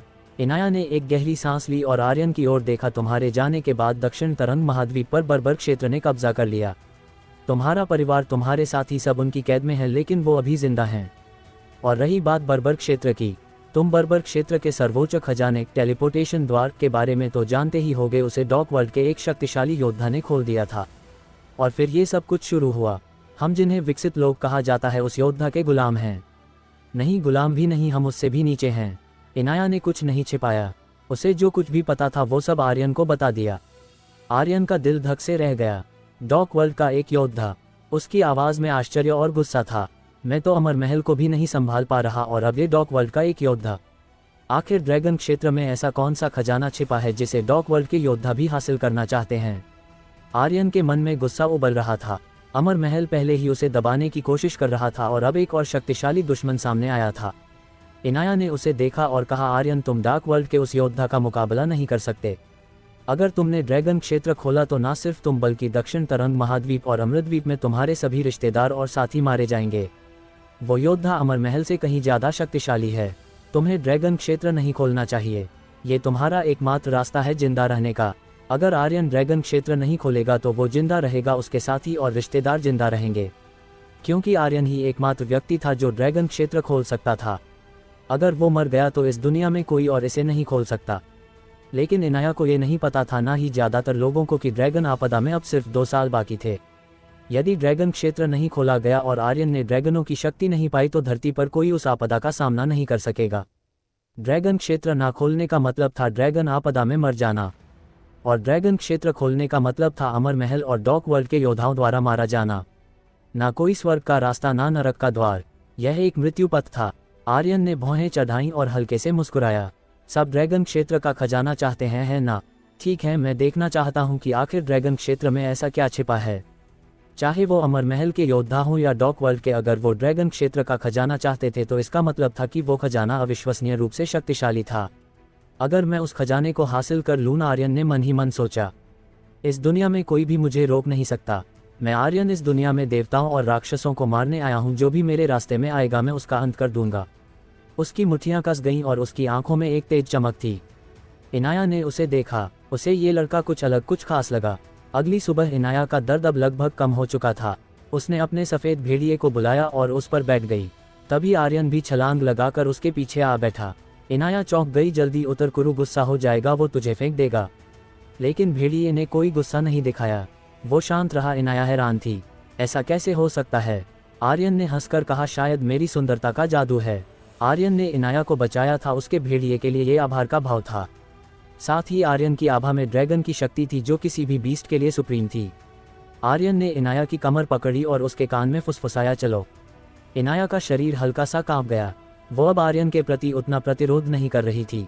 कहीं न कहीं उसे उसकी निकटता अच्छी लग रही थी। लेकिन उसने गंभीर स्वर में कहा, मुझे हजम शहर वापस जाना है। तू मेरे साथ नहीं जा सकता, वहाँ तुम्हारे लिए बहुत खतरा है। तुम्हें जल्दी से जल्दी बर्बर क्षेत्र से निकल जाना चाहिए। बर्बर क्षेत्र के लोग तुम्हें नहीं छोड़ेंगे, वो तुझे ढूंढ रहे होंगे। अगर सीरान हजम शहर पहुंच गया तो आर्यन के बर्बर क्षेत्र में होने की बात उजागर हो जाएगी और तब अंबर कुल का कुलपति अपने सबसे शक्तिशाली योद्धाओं को आर्यन को पकड़ने भेजेगा। आर्यन ने कहा, ठीक है, मैं हजम शहर नहीं जाऊंगा, पर फिर तू भी नहीं जाएगी। मैं तुझे मरने नहीं दे सकता। इनाया का दिल पिघला। मुझे कुछ नहीं होगा, अब ज्यादा मत बोलो, मैं तुम्हारे साथ चल रहा हूँ। कुरु, हजम शहर चलो, आर्यन ने दृढ़ स्वर में कहा। इनाया ने कुरु को रोकने की कोशिश की, लेकिन कुरु ने आर्यन की बात मानी और हजम शहर की ओर दौड़ पड़ा। ये तुम्हारे लिए बहुत खतरनाक है, इनाया ने चेतावनी दी। खतरनाक तो है, आर्यन ने हल्के से मुस्कुराया, पर मैं अपनी जान को खतरे में नहीं छोड़ सकता। मैं तेरी कोई जानवान नहीं हूँ, इनाया ने तीखे स्वर में कहा।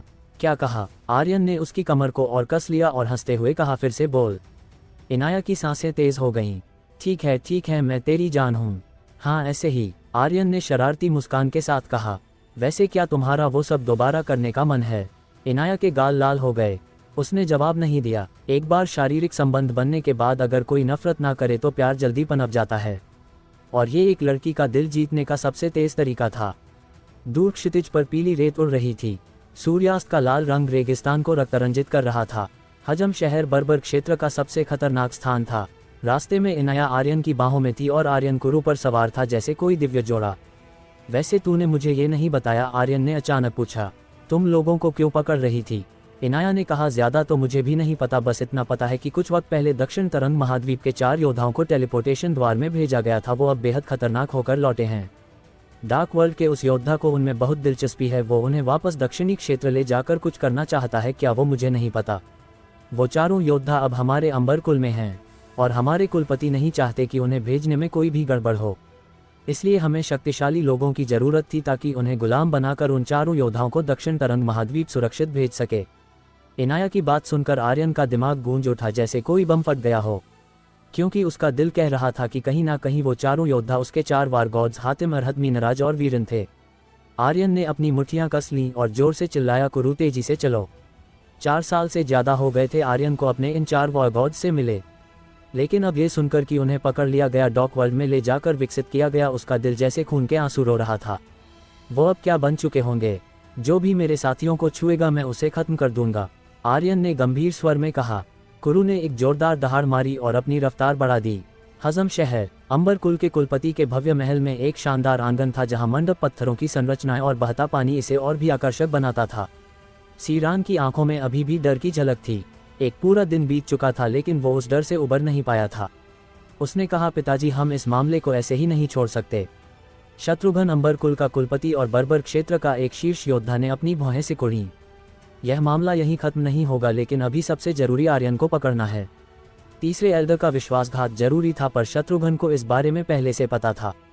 तीसरे एल्डर के पीछे कोई और था और उसकी शक्ति इतनी नहीं थी कि वो उसका मुकाबला कर सके।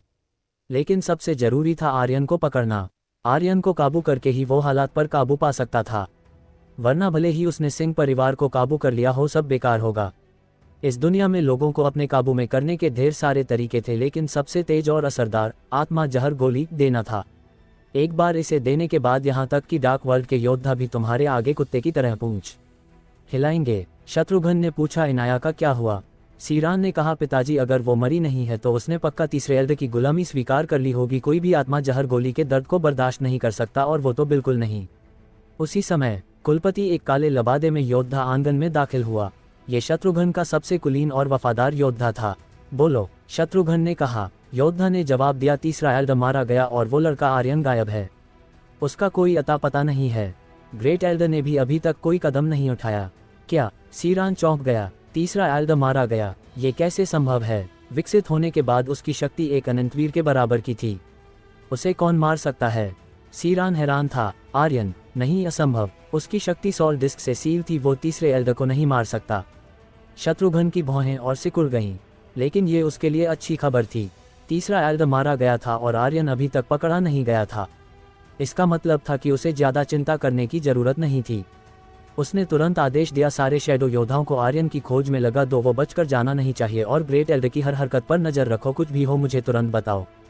ठीक है। योद्धा पीछे हट गया। शत्रुघ्न ने उत्साह से हंसते हुए कहा, शायद ड्रैगन क्षेत्र पहले ही खुल जाएगा। अगर ऐसा हुआ तो वो महान योद्धा मुझे और भी बड़ा इनाम देंगे। सीरान ने कहा, पिताजी आर्यन के चारों साथी अभी भी हमारे पास है। हम उनका इस्तेमाल करके आर्यन को यहाँ खींच सकते हैं। वो अपने साथियों के लिए जरूर आएगा। हाँ, अच्छा ख्याल है। शत्रुघ्न ने सीरान की ओर देखा, उसकी आंखों में प्रशंसा थी। ये काम तुम संभालो। सीरान ने उत्साह से कहा, मैं आपको निराश नहीं करूंगा।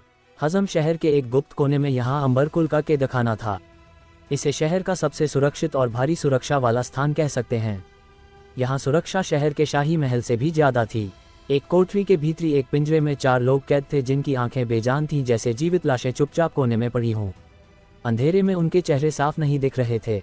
उनके चेहरों पर कोई भाव नहीं था, लेकिन उनमें से हर एक से गहरी और शक्तिशाली आभा निकल रही थी। विकसित लोगों की आभा के अलावा उनके शरीर से एक विशेष शक्ति की आभा भी थी, जो पूरी तरह से उत्तेजित हो चुकी थी। अचानक कालकोठरी का दरवाजा खुला और एक रोशनी की किरण अंदर आई। रोशनी उनके चेहरों पर पड़ी। हातिम की आंखों में गुस्सा था। उसकी पीठ पर अब भी वही विशाल ताबूत था, जिसमें से समय समय पर धातु की टकराहट की आवाज आ रही थी। वीरन की आंखें भूतिया हरी रोशनी से चमक रही थीं। मीनराज के शरीर पर 3 तरंगें हल्के से हिल रही थीं। अरहत के शरीर का डेविल और भी भयानक हो गया था। उसकी बुद्ध शक्ति से डेविल लपटें निकल रही थीं, मानो बुद्धा पर डेविल हावी हो गया हो। 2 पंक्तियों में खड़े काले कवच वाले योद्धाओं ने रास्ता बनाया। सीरान धीरे धीरे कालकोठरी में दाखिल हुआ। उसके हाथ में एक खास रेलिक था, एक घंटी। सीरान के चेहरे पर एक आत्ममुग्ध मुस्कान थी। उसने कहा, पिंजरे का दरवाजा खोलो। एक योद्धा चौंका। यंग मास्टर, इन चारों की शक्ति बहुत विशेष है। उनका दिमाग पूरी तरह से काबू नहीं हुआ है। अगर हमने दरवाजा खोला तो मुझे डर है कि वे आपको चोट पहुंचा सकते हैं। सीरान ने योद्धा के चेहरे पर एक जोरदार तमाचा जड़ा। तुझे पता है कि मैं यंग मास्टर हूं, फिर भी मेरे साथ वक्त बर्बाद कर रहा है। मैंने कहा, खोल तो खोल। एक और बकवास की तो तुझे मार डालूंगा। योद्धा ने आज्ञा का पालन किया और सावधानी से पिंजरे का दरवाजा खोला।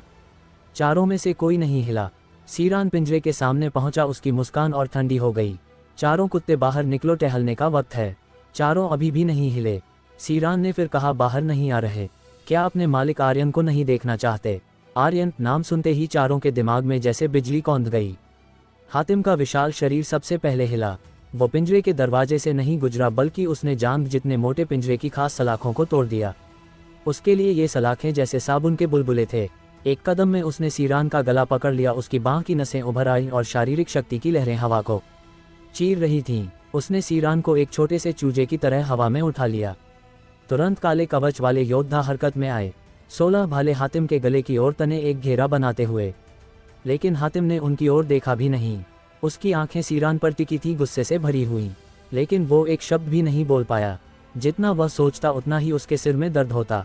सीरान ने ठंडी हंसी हंसी और अपनी घंटी हिलाई। डिंग लिंग लिंग। हातिम के चेहरे पर असहनीय दर्द का भाव उभरा। बाकी तीनों की भी यही हालत थी।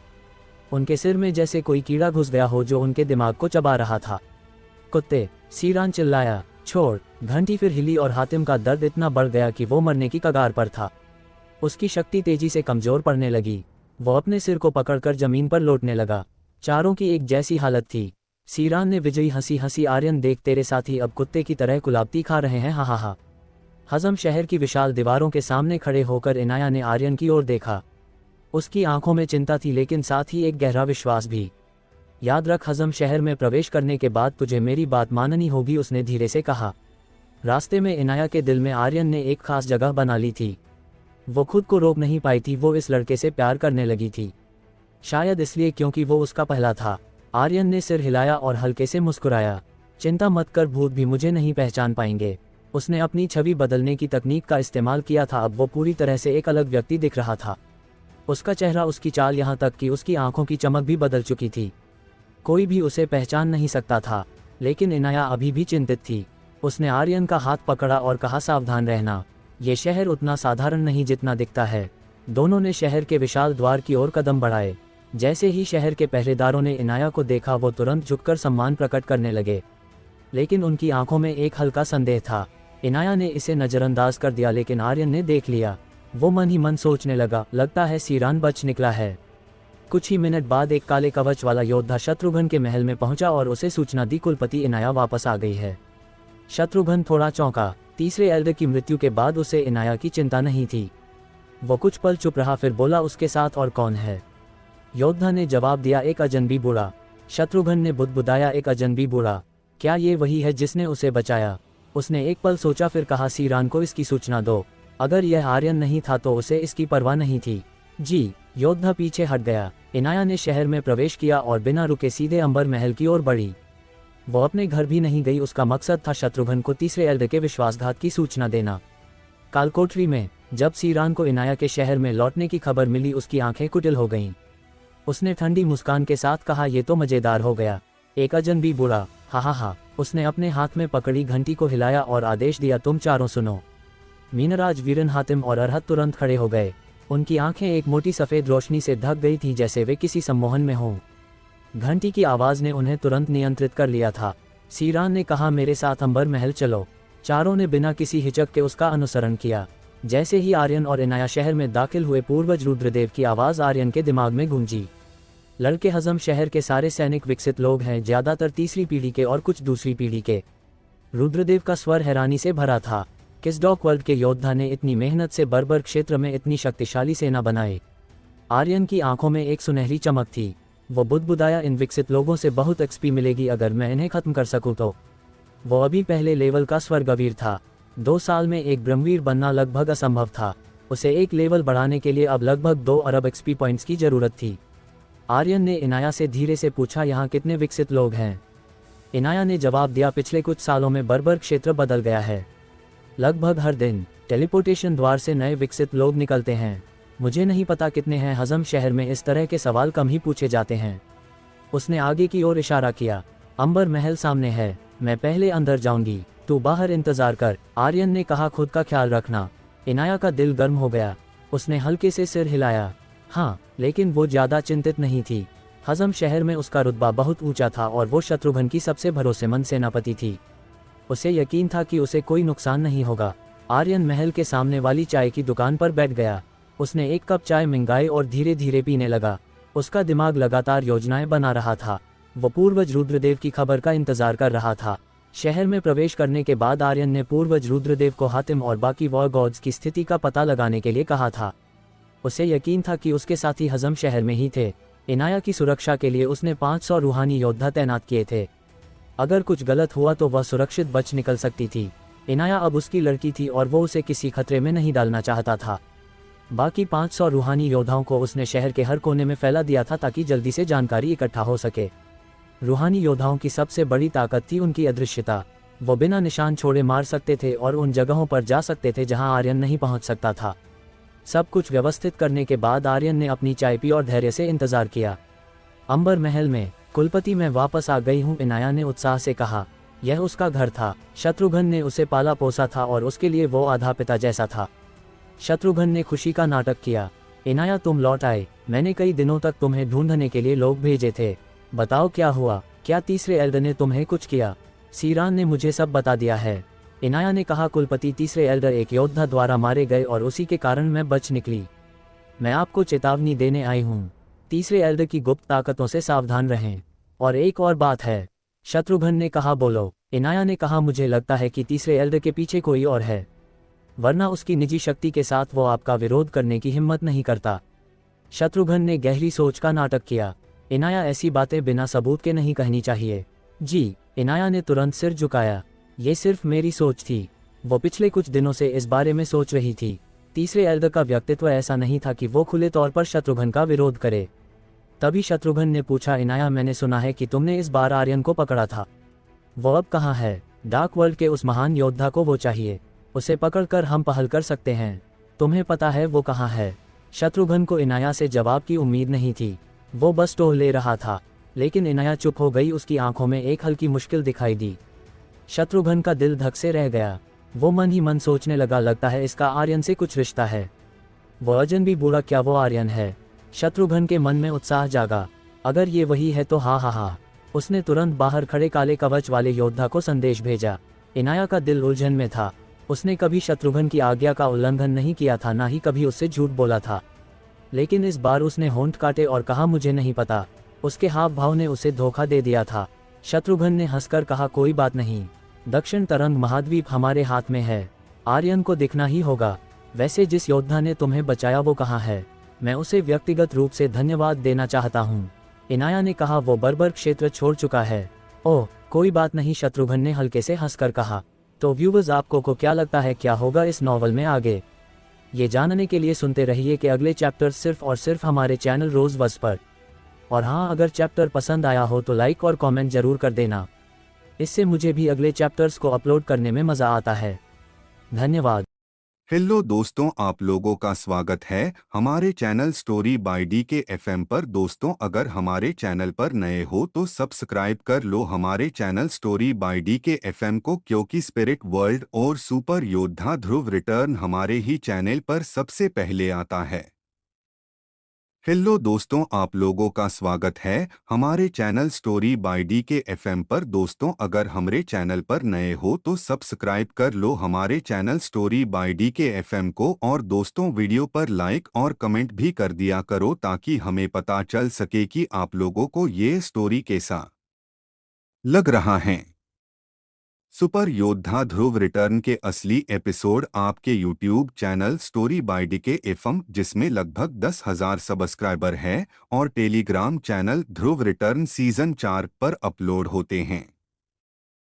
अगर आप लोग दूसरे चैनलों पर एपिसोड सुन रहे हो तो उस चैनलों को अनसब्सक्राइब कर दो और मेरे channel YouTube channel story by D के एफएम, जिसमें लगभग 10,000 सब्सक्राइबर है, और टेलीग्राम चैनल ध्रुव रिटर्न सीजन 4 से जुड़ने की कोशिश करो ताकि आप ओरिजिनल एपिसोड और सबसे पहले एपिसोड पा सको। हा। अंबर महल के हॉल में सीरान हंसते हुए धीरे धीरे दाखिल हुआ। उसकी आंखों में एक कुटिल चमक थी और होठों पर एक ठंडी मुस्कान खेल रही थी। उसके पीछे आर्यन के चारों वॉर गॉड्स लकड़ी के ठूंठों की तरह चल रहे थे। बिना सीरान के आदेश के वो एक कदम भी नहीं हिलते थे। उनकी आंखें बेजान थीं, पर उनमें एक खतरनाक शक्ति की आभा थी जो किसी को भी डरा सकती थी। इनाया की नज़र उन चारों पर पड़ी। वो पहले भी उन्हें देख चुकी थी। उसका दिल सिकुड़ गया। वो मन ही मन प्रार्थना करने लगी, आर्यन, तू यहाँ मत आना। बाहर चाय की दुकान पर 2 काले कवच वाले योद्धा आर्यन के पास पहुंचे। हमारे कुलपति ने तुम्हें बुलाया है। आर्यन ने चाय का प्याला होंठों से हटाया। उसकी आंखों में कोई भाव नहीं था। वो चुपचाप खड़ा हुआ और उनके साथ चल पड़ा। उसकी इस सहजता ने योद्धाओं को हैरान कर दिया। यह आदमी इतना शांत क्यों है? उनके मन में बस यही सवाल था। लेकिन अंधेरे में आर्यन का दिल ठंडा पड़ चुका था। कुछ तो गड़बड़ है, उसने मन ही मन सोचा। शुरू से ही आर्यन ने सावधानी बरती थी। उसने बूढ़े आदमी के रूप में एक क्लोन बनाकर छोड़ दिया था, जबकि वो खुद छिपकर हालात पर नजर रख रहा था। इनाया का इतनी देर तक बाहर ना आना उसे चिंतित कर रहा था। पूर्वज, क्या आपको अभी भी नहीं पता चला कि वो कहाँ है? उसने रुद्रदेव से फिर पूछा। रुद्रदेव ने जवाब दिया, नहीं। अगर वे हजम शहर में हैं तो चाहे जमीन के 3 फुट नीचे हो, मैं उन्हें ढूंढ लूंगा। लेकिन अगर उनकी शक्ति की आभा पूरी तरह बदल गई है तो मैं उन्हें नहीं ढूंढ सकता। आर्यन का दिल और ज्यादा सिकुड़ गया। उसने सोचा था कि वो इस बीच हातिम और बाकियों को ढूंढ लेगा। लेकिन अब इनाया भी महल से बाहर नहीं आई। उसका मन एक अजीब सी बेचैनी से भर गया। हॉल में सीरान इनाया को घूर रहा था। उसकी मुस्कान में एक क्रूरता थी। तूने सचमुच आत्मा जहर गोली नहीं ली। लगता है तुझे वाकई किसी महान योद्धा ने बचाया है। इनाया को उसकी घूरती नजरें पसंद नहीं आईं। उसने तीखे स्वर में कहा, सीरान, तेरा मतलब क्या है? सीरान ने ठंडी हंसी हंसी। मेरा मतलब तुझसे है। मुझे लगता है वो योद्धा कोई और नहीं आर्यन है ना? इनाया की आंखें सिकुड़ गईं। आर्यन तो सॉल डिस्क से बंधा था और पिंजरे में था। वो मुझे कैसे बचा सकता था? लेकिन तेरा क्या, तू तो तीसरे एल्डर के तलवे तक चाटने को तैयार हो गया था। अगर मैं ना होती तो वो तुझे वहीं मार देता। सीरान का चेहरा लाल हो गया। इनाया की बात ने उसके घाव पर नमक छिड़क दिया था। उसकी आंखें कुटिल हो गईं और उसने गुस्से में इनाया को थप्पड़ जड़ने की कोशिश की। तू खुद को समझती क्या है, कुतिया कहीं की? इनाया ने हिलने की बजाय उसका थप्पड़ एक हाथ से रोक लिया। सीरान, तू अभी बहुत कमजोर है। उसकी आवाज में तंज था। शक्तियों के मामले में वो सीरान को आसानी से कुचल सकती थी। सीरान ने ठंडी मुस्कान दी। तो ऐसा है। उसने अपने दूसरे हाथ में पकड़ी घंटी को हिलाया। घंटी की आवाज हॉल में गूंजी और उसी पल एक भूतिया आकृति हिली। खतरनाक शक्तियों के साथ एक हथेली ने इनाया पर हमला किया। यह इतना तेज था कि कोई प्रतिक्रिया भी नहीं कर पाया। यहाँ तक कि शत्रुघ्न का दिल भी कांप गया। उसने मन ही मन सोचा, कितनी तेज गति, इनाया इसे रोक नहीं पाए। उसके सीने पर जोरदार वार हुआ और वो उड़कर जमीन पर गिरी। उसका चेहरा पीला पड़ गया और मुंह से खून टपकने लगा। सीरान ने हंसते हुए कहा, इनाया, अब मेरी शक्ति काफी है। ये हमला वीरन ने किया था। वो अब भी चुपचाप खड़ा था, बिना हिले। सीरान ने मन ही मन सोचा, ये चारों वाकई असाधारण हैं। हर एक की अपनी खास शक्ति है। ये तो कमाल है, इन चारों के साथ कौन मेरे खिलाफ जाने की हिम्मत करेगा? इनाया धीरे धीरे जमीन से उठी। उसके मुंह से खून टपक रहा था पर उसकी आंखों में हार नहीं थी। उसने सीरान की ओर देखा और कहा, ये उस डार्क वर्ल्ड के योद्धा द्वारा बनाए गए एलीट योद्धा हैं। तूने इन्हें निजी तौर पर इस्तेमाल करने की हिम्मत की। कुलपति, क्या आप इसे रोकेंगे नहीं? उसने शत्रुघ्न की ओर देखकर पूछा। वाकई ये चारों उस महान योद्धा द्वारा बनाए गए थे, विशेष रूप से आर्यन से निपटने के लिए। शत्रुघ्न की भौहें सिकुड़ गईं। वह बाकी सब की परवाह नहीं करता था, लेकिन उस महान योद्धा का नाम ही उसकी रीढ़ में सिहरन पैदा करता था। सीरान ने ठहरे हुए स्वर में कहा, अगर तू बताएगी नहीं तो किसी को पता कैसे चलेगा? इनाया ने जवाब दिया, तुझे लगता है मैं नहीं बताऊंगी? उसी पल इनाया के आसपास रूहानी योद्धा सक्रिय हो गए। पहले वो प्रतिक्रिया नहीं दे पाए थे, लेकिन अब वो तैयार थे। लेकिन सबसे बड़ी समस्या ये थी कि वीरन की आंखों में वो अदृश्य नहीं थे। वीरन ना इंसान था, ना भूत, ना राक्षस, ना दानव। वो दुनिया के सभी आत्मिक रूपों को देख सकता था, लेकिन वो अब सिर्फ सीरान के आदेशों का पालन करता था। भले ही उसने रूहानी योद्धा देखे, वो कुछ नहीं बोला। उसी वक्त एक रूहानी योद्धा ने पूर्वज रुद्रदेव को संदेश भेजा। रुद्रदेव चौंक गए और तुरंत आर्यन को सारी बात बताई। आर्यन पूरी रफ्तार से महल की ओर दौड़ा। दूसरी ओर सीरान ने विजयी हंसी हंसी। इनाया, मरे हुए लोग कैसे बोल सकते हैं? तेरे मरने के बाद किसी को कुछ नहीं पता चलेगा। शत्रुघ्न की भौहें और सिकुड़ गईं। उसे सीरान का ये रवैया पसंद नहीं आ रहा था। पिताजी, सीरान ने शत्रुघ्न की ओर मुड़कर कहा, वो डार्क वर्ल्ड का योद्धा ड्रैगन क्षेत्र का खजाना चाहता है। क्या आपने कभी इसे अपने लिए लेने के बारे में नहीं सोचा? वो खजाना निश्चित रूप से असाधारण है। अगर आपने इसे हासिल कर लिया तो आप धरती के सर्वोच्च शासक बन सकते हैं, यहाँ तक कि डार्क वर्ल्ड के भी। हम इतनी अच्छी चीज उसे क्यों दें? और सीरान ने अपनी आवाज में जोश भरते हुए कहा, वो योद्धा स्वर्गीय नियमों की शक्ति से बंधा है। वो धरती में प्रवेश नहीं कर सकता। अगर हम टेलीपोर्टेशन द्वार को तोड़ दें तो वो कुछ नहीं कर पाएगा। पहले वो इस बारे में सोचने की हिम्मत भी नहीं कर सकता था, लेकिन अब हातिम और बाकियों की शक्ति को देखकर उसके मन में लालच आ गया। यहाँ तक कि उसने उस डार्क वर्ल्ड के योद्धा से निपटने का भी सोच लिया। वे टेलीपोर्टेशन द्वार को नष्ट करके उसके कहर से बच सकते थे। ये सोचकर सीरान उत्साह से भर गया। अमर महल क्या है? पश्चिमी अंधकार लोक क्या है? धरती पर हम सभी को पैरों तले कुचले सकते हैं। और तब पिताजी, आप धरती के सर्वोच्च शासक होंगे। ये कल्पना इतनी खूबसूरत थी कि शत्रुघ्न का दिल भी डोल गया। बर्बर क्षेत्र की मौजूदा शक्ति के साथ वो सच में अमर महल, पश्चिमी अंधकार लोक और शून्य भूमि जैसी ताकतों का मुकाबला कर सकते थे, और आर्यन के चारों वॉर गॉड्स के साथ वो उन्हें कुचल भी सकते थे। शत्रुघ्न ने आंखें हल्के से बंद की, जैसे वो इस बात को मौन स्वीकृति दे रहा हो। सीरान समझ गया। उसने एक मुस्कान दी और इनाया की ओर मुड़ा। इनाया, अब तेरा मरने का वक्त आ चुका है। डिंग लिंग लिंग, घंटी की आवाज के साथ हातिम की आंखों में एक तेज चमक उभरी। उसने दोनों मुट्ठियां कसी और एक घातक मुक्के के साथ इनाया पर वार किया। रूहानी योद्धा तुरंत हरकत में आए। उन्होंने हातिम के मुक्के को रोकने की कोशिश की, लेकिन अगले ही पल वे सभी दूर उड़ गए। उनकी शक्ति स्वर्गवीर स्तर की थी, फिर भी हातिम का एक वार भी नहीं झेल पाए। इनाया स्तब्ध खड़ी थी, प्रतिक्रिया देने में असमर्थ। तभी एक काले कवच वाला योद्धा हॉल में पहुंचा। कुलपति, वो बूढ़ा आ गया है। सीरान की नजरें गहरी हो गईं। उसने घंटी हिलाकर हातिम को हमला करने से रोक दिया। काले कवचधारियों के साथ दरवाजे पर खड़े बूढ़े आदमी को देखकर सीरान ने ठंडी मुस्कान के साथ कहा, आर्यन, नाटक करना बंद कर, मुझे पता है ये तू है। बूढ़ा आदमी बिना कुछ बोले चुपचाप खड़ा रहा। आर्यन के क्लोन अभी उस स्तर तक नहीं पहुंचे थे जहां वो जवाब दे सकें। शत्रुघ्न ने मन ही मन सीरान से कहा, तुझे पूरा यकीन है ना कि ये आर्यन है? सीरान ने जवाब दिया, आर्यन हो या ना हो, कोशिश करने में क्या हर्ज है? उसने इनाया की ओर देखा और हंसते हुए बोला, इनाया माफ करना। उसने अपनी घंटी हिलाई और आदेश दिया, हातिम हमला कर। उसी पल हवा में एक सुनहरी चमक लहराई। इससे पहले कि सीरान कुछ समझ पाता, ड्रैगन स्लेयर की तेज धार ने उसके हाथ को उसकी बाजू से अलग कर दिया। घंटी जो उसके वॉर गॉड्स को काबू कर रही थी हवा में उछली और आर्यन ने उसे एक झटके में पकड़ लिया। सीरान ने सुअर की तरह चीख मारी। उसके मुंह से खून फूट पड़ा और वो दर्द से कांपने लगा। आर्यन ने ड्रैगन स्लेयर को कंधे पर टिकाया और जमीन पर उतरा। उसकी नज़र अपने चारों वॉर गॉड्स पर पड़ी। उनकी आंखें बेजान थीं, जैसे वो जीवित लाशें हों। उनकी ये हालत देख उसने हाथ में पकड़ी घंटी को जोर से दबाया। घंटी राख में बदल गई। हातिम, आर्यन ने दुखी स्वर में पुकारा। अरहत मीनराज वीरन। उसकी आवाज में गहरा दर्द था। उसके चारों साथी अब सीरान की कठपुतली बन चुके थे। उसका दिल गुस्से और हत्या की भावना से जल रहा था। सीरान ने खून भरी आंखों से आर्यन को घूरा। आर्यन, इनाया भी चौंक गई। तुझे यहाँ नहीं आना चाहिए था, आर्यन ने गंभीर स्वर में कहा। अगर मैं न आता तू अब तक मर चुकी होती। फिर उसने सीरान की ओर देखा। जो भी मेरे लोगों को छूता है वो जिंदा नहीं बचता। इस वक्त आर्यन एक पागल ड्रैगन की तरह था। उसकी सांसों से लपटें निकल रही थीं। वो गुस्से से जल रहा था। हातिम और बाकी तीनों हल्के से कांपे। आर्यन की आवाज़ उनकी चेतना में एक विशेष स्मृति को छू गई थी जो उनके लिए बहुत खास थी। सीरान ने जल्दी से एक पिल ली जिससे उसका खून बहना रुका और शत्रुघ्न की ओर देखकर बोला, पिताजी यही आर्यन है। शत्रुघ्न के होंठों पर एक ठंडी मुस्कान उभरी। ये अच्छा है कि तू खुद मेरे दरवाजे पर आ गया। इससे मेरा बहुत काम आसान हो गया। तभी आर्यन के कंधे पर टिका ड्रैगन स्लेयर फिर हिला। ब्लेड सीधे सीरान की ओर बढ़ी। तो तूने मेरे लोगों को छुआ और मेरी लड़की को मारने की कोशिश की। उसकी आवाज में एक ठंडी क्रूरता थी। सीरान का चेहरा डर से काला पड़ गया। उसने तुरंत अपने भेड़िए को बुलाया। वह भागना चाहता था, लेकिन जैसे ही भेड़िया प्रकट हुआ आर्यन के हाथ की शक्ति और गहरी हो गई। वो गर्जना करते हुए बोला, दोनों मरो। लेकिन तभी पूर्वज रुद्रदेव की चेतावनी गूंजी, लड़के बच, पीछे से हमला आ रहा है। इससे पहले कि आर्यन कुछ कर पाता, एक भयानक शक्ति उसकी पीठ से टकराए। ये वार इतना घातक था कि उसकी रीढ़ में बिजली की तरंग सी दौड़ गई। इस हमले में न केवल थंडर शक्ति थी, बल्कि इसने आर्यन की आंतरिक ऊर्जा को भी सील कर दिया। वो उछलकर दूर दीवार से टकराया जो पल में मलबे में बदल गई। सीरान के चेहरे पर फिर घमंड लौट आया। हाँ, मुझे भागने की क्या जरूरत। मैं भूल गया ये मेरा घर है। मुझे भागने की जरूरत नहीं।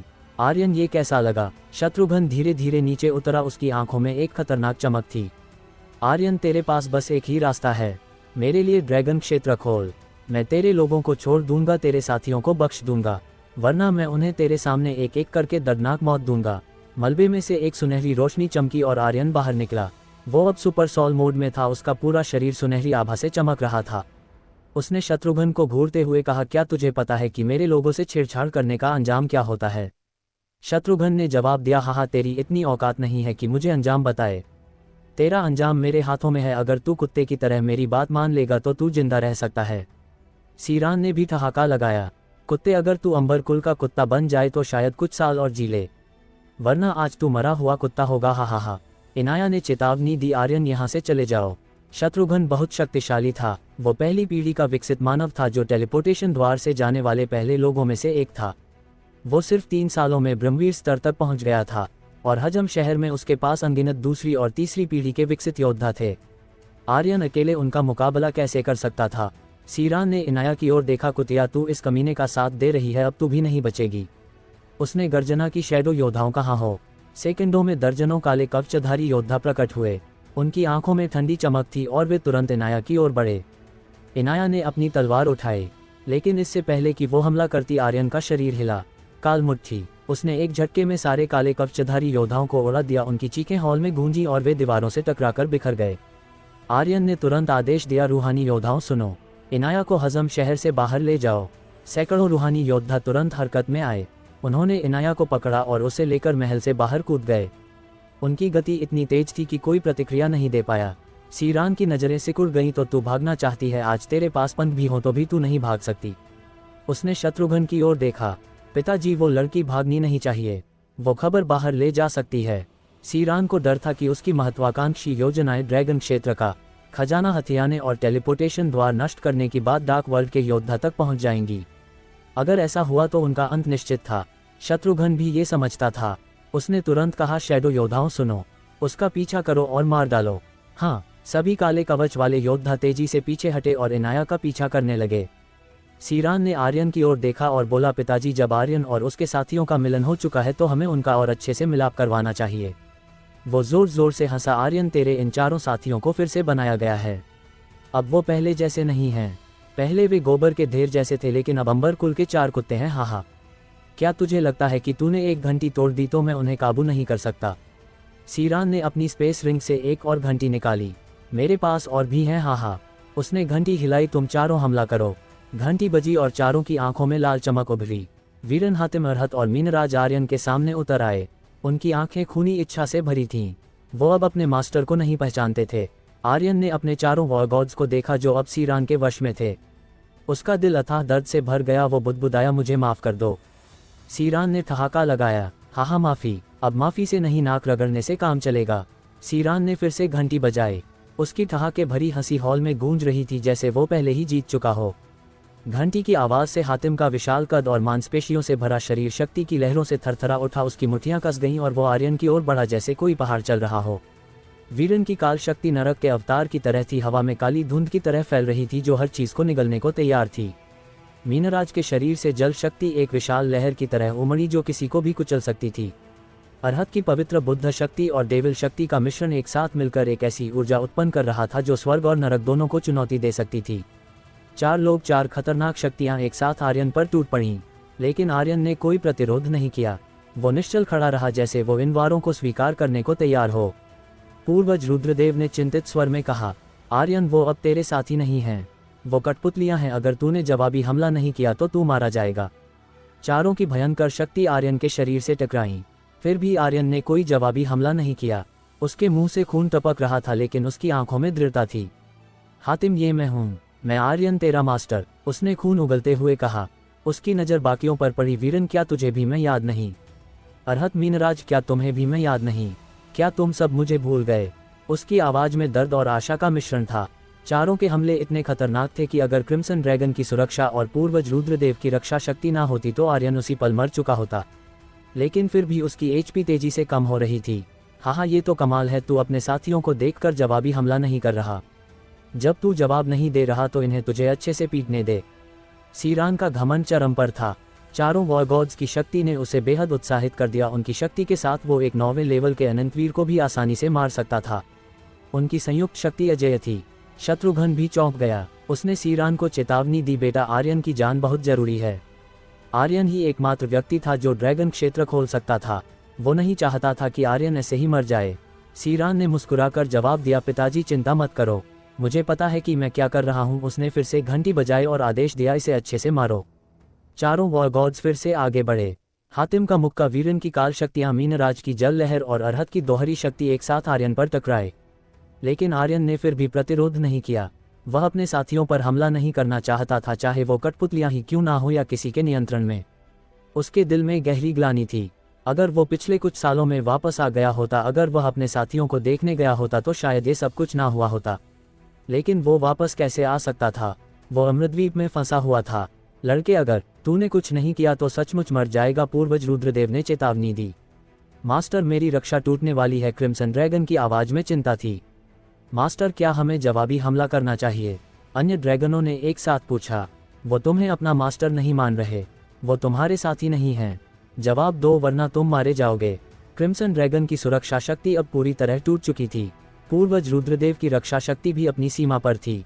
वाकई विकसित होने के बाद उन चारों वॉर गॉड्स की शक्ति असाधारण रूप से बड़ी थी और यह उनकी अंतिम ताकत भी नहीं थी।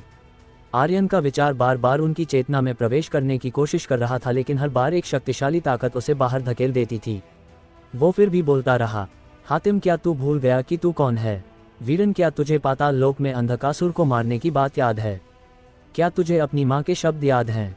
मीनराज, क्या तू त्रिकाल द्वीप की घटना भूल गया? अरहत, क्या तुझे याद नहीं कि किसने तुझे अपनी बेड़ियां तोड़कर डेविल मार्ग पर चलने को कहा था? सब जागो, आर्यन ने एक एक शब्द दर्द के साथ बोला। उसे कोई रास्ता नहीं सूझ रहा था। उसे नहीं पता था कि घंटी के सम्मोहन के जादू को कैसे तोड़ा जाए। उसने एक घंटी तोड़ दी थी लेकिन कुछ नहीं हुआ। शायद ये कुछ और ही शक्ति थी जो उनकी चेतना को सील किए हुए थी। पूर्वज रुद्रदेव ने कहा, उनकी चेतना सील हो चुकी है लड़के, तू उन्हें जगा नहीं सकता।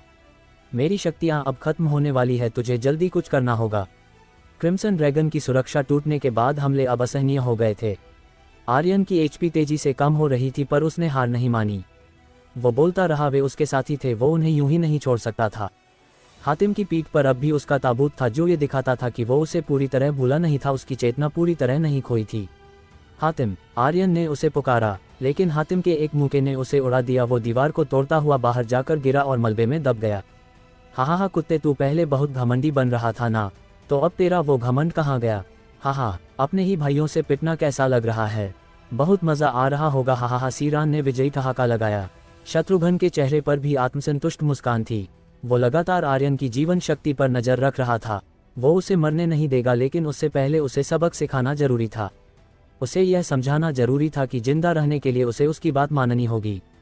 उसने एक आत्मा जहर गोली निकाली और जमीन पर फेंक दी। आर्यन, अगर तू ये गोली निगल ले तो मैं तुझे और तेरे लोगों को बख्श दूंगा। मलबा फट गया और आर्यन ने गर्जना की दफा हो। शत्रुघ्न की आंखें कुटिल हो गईं।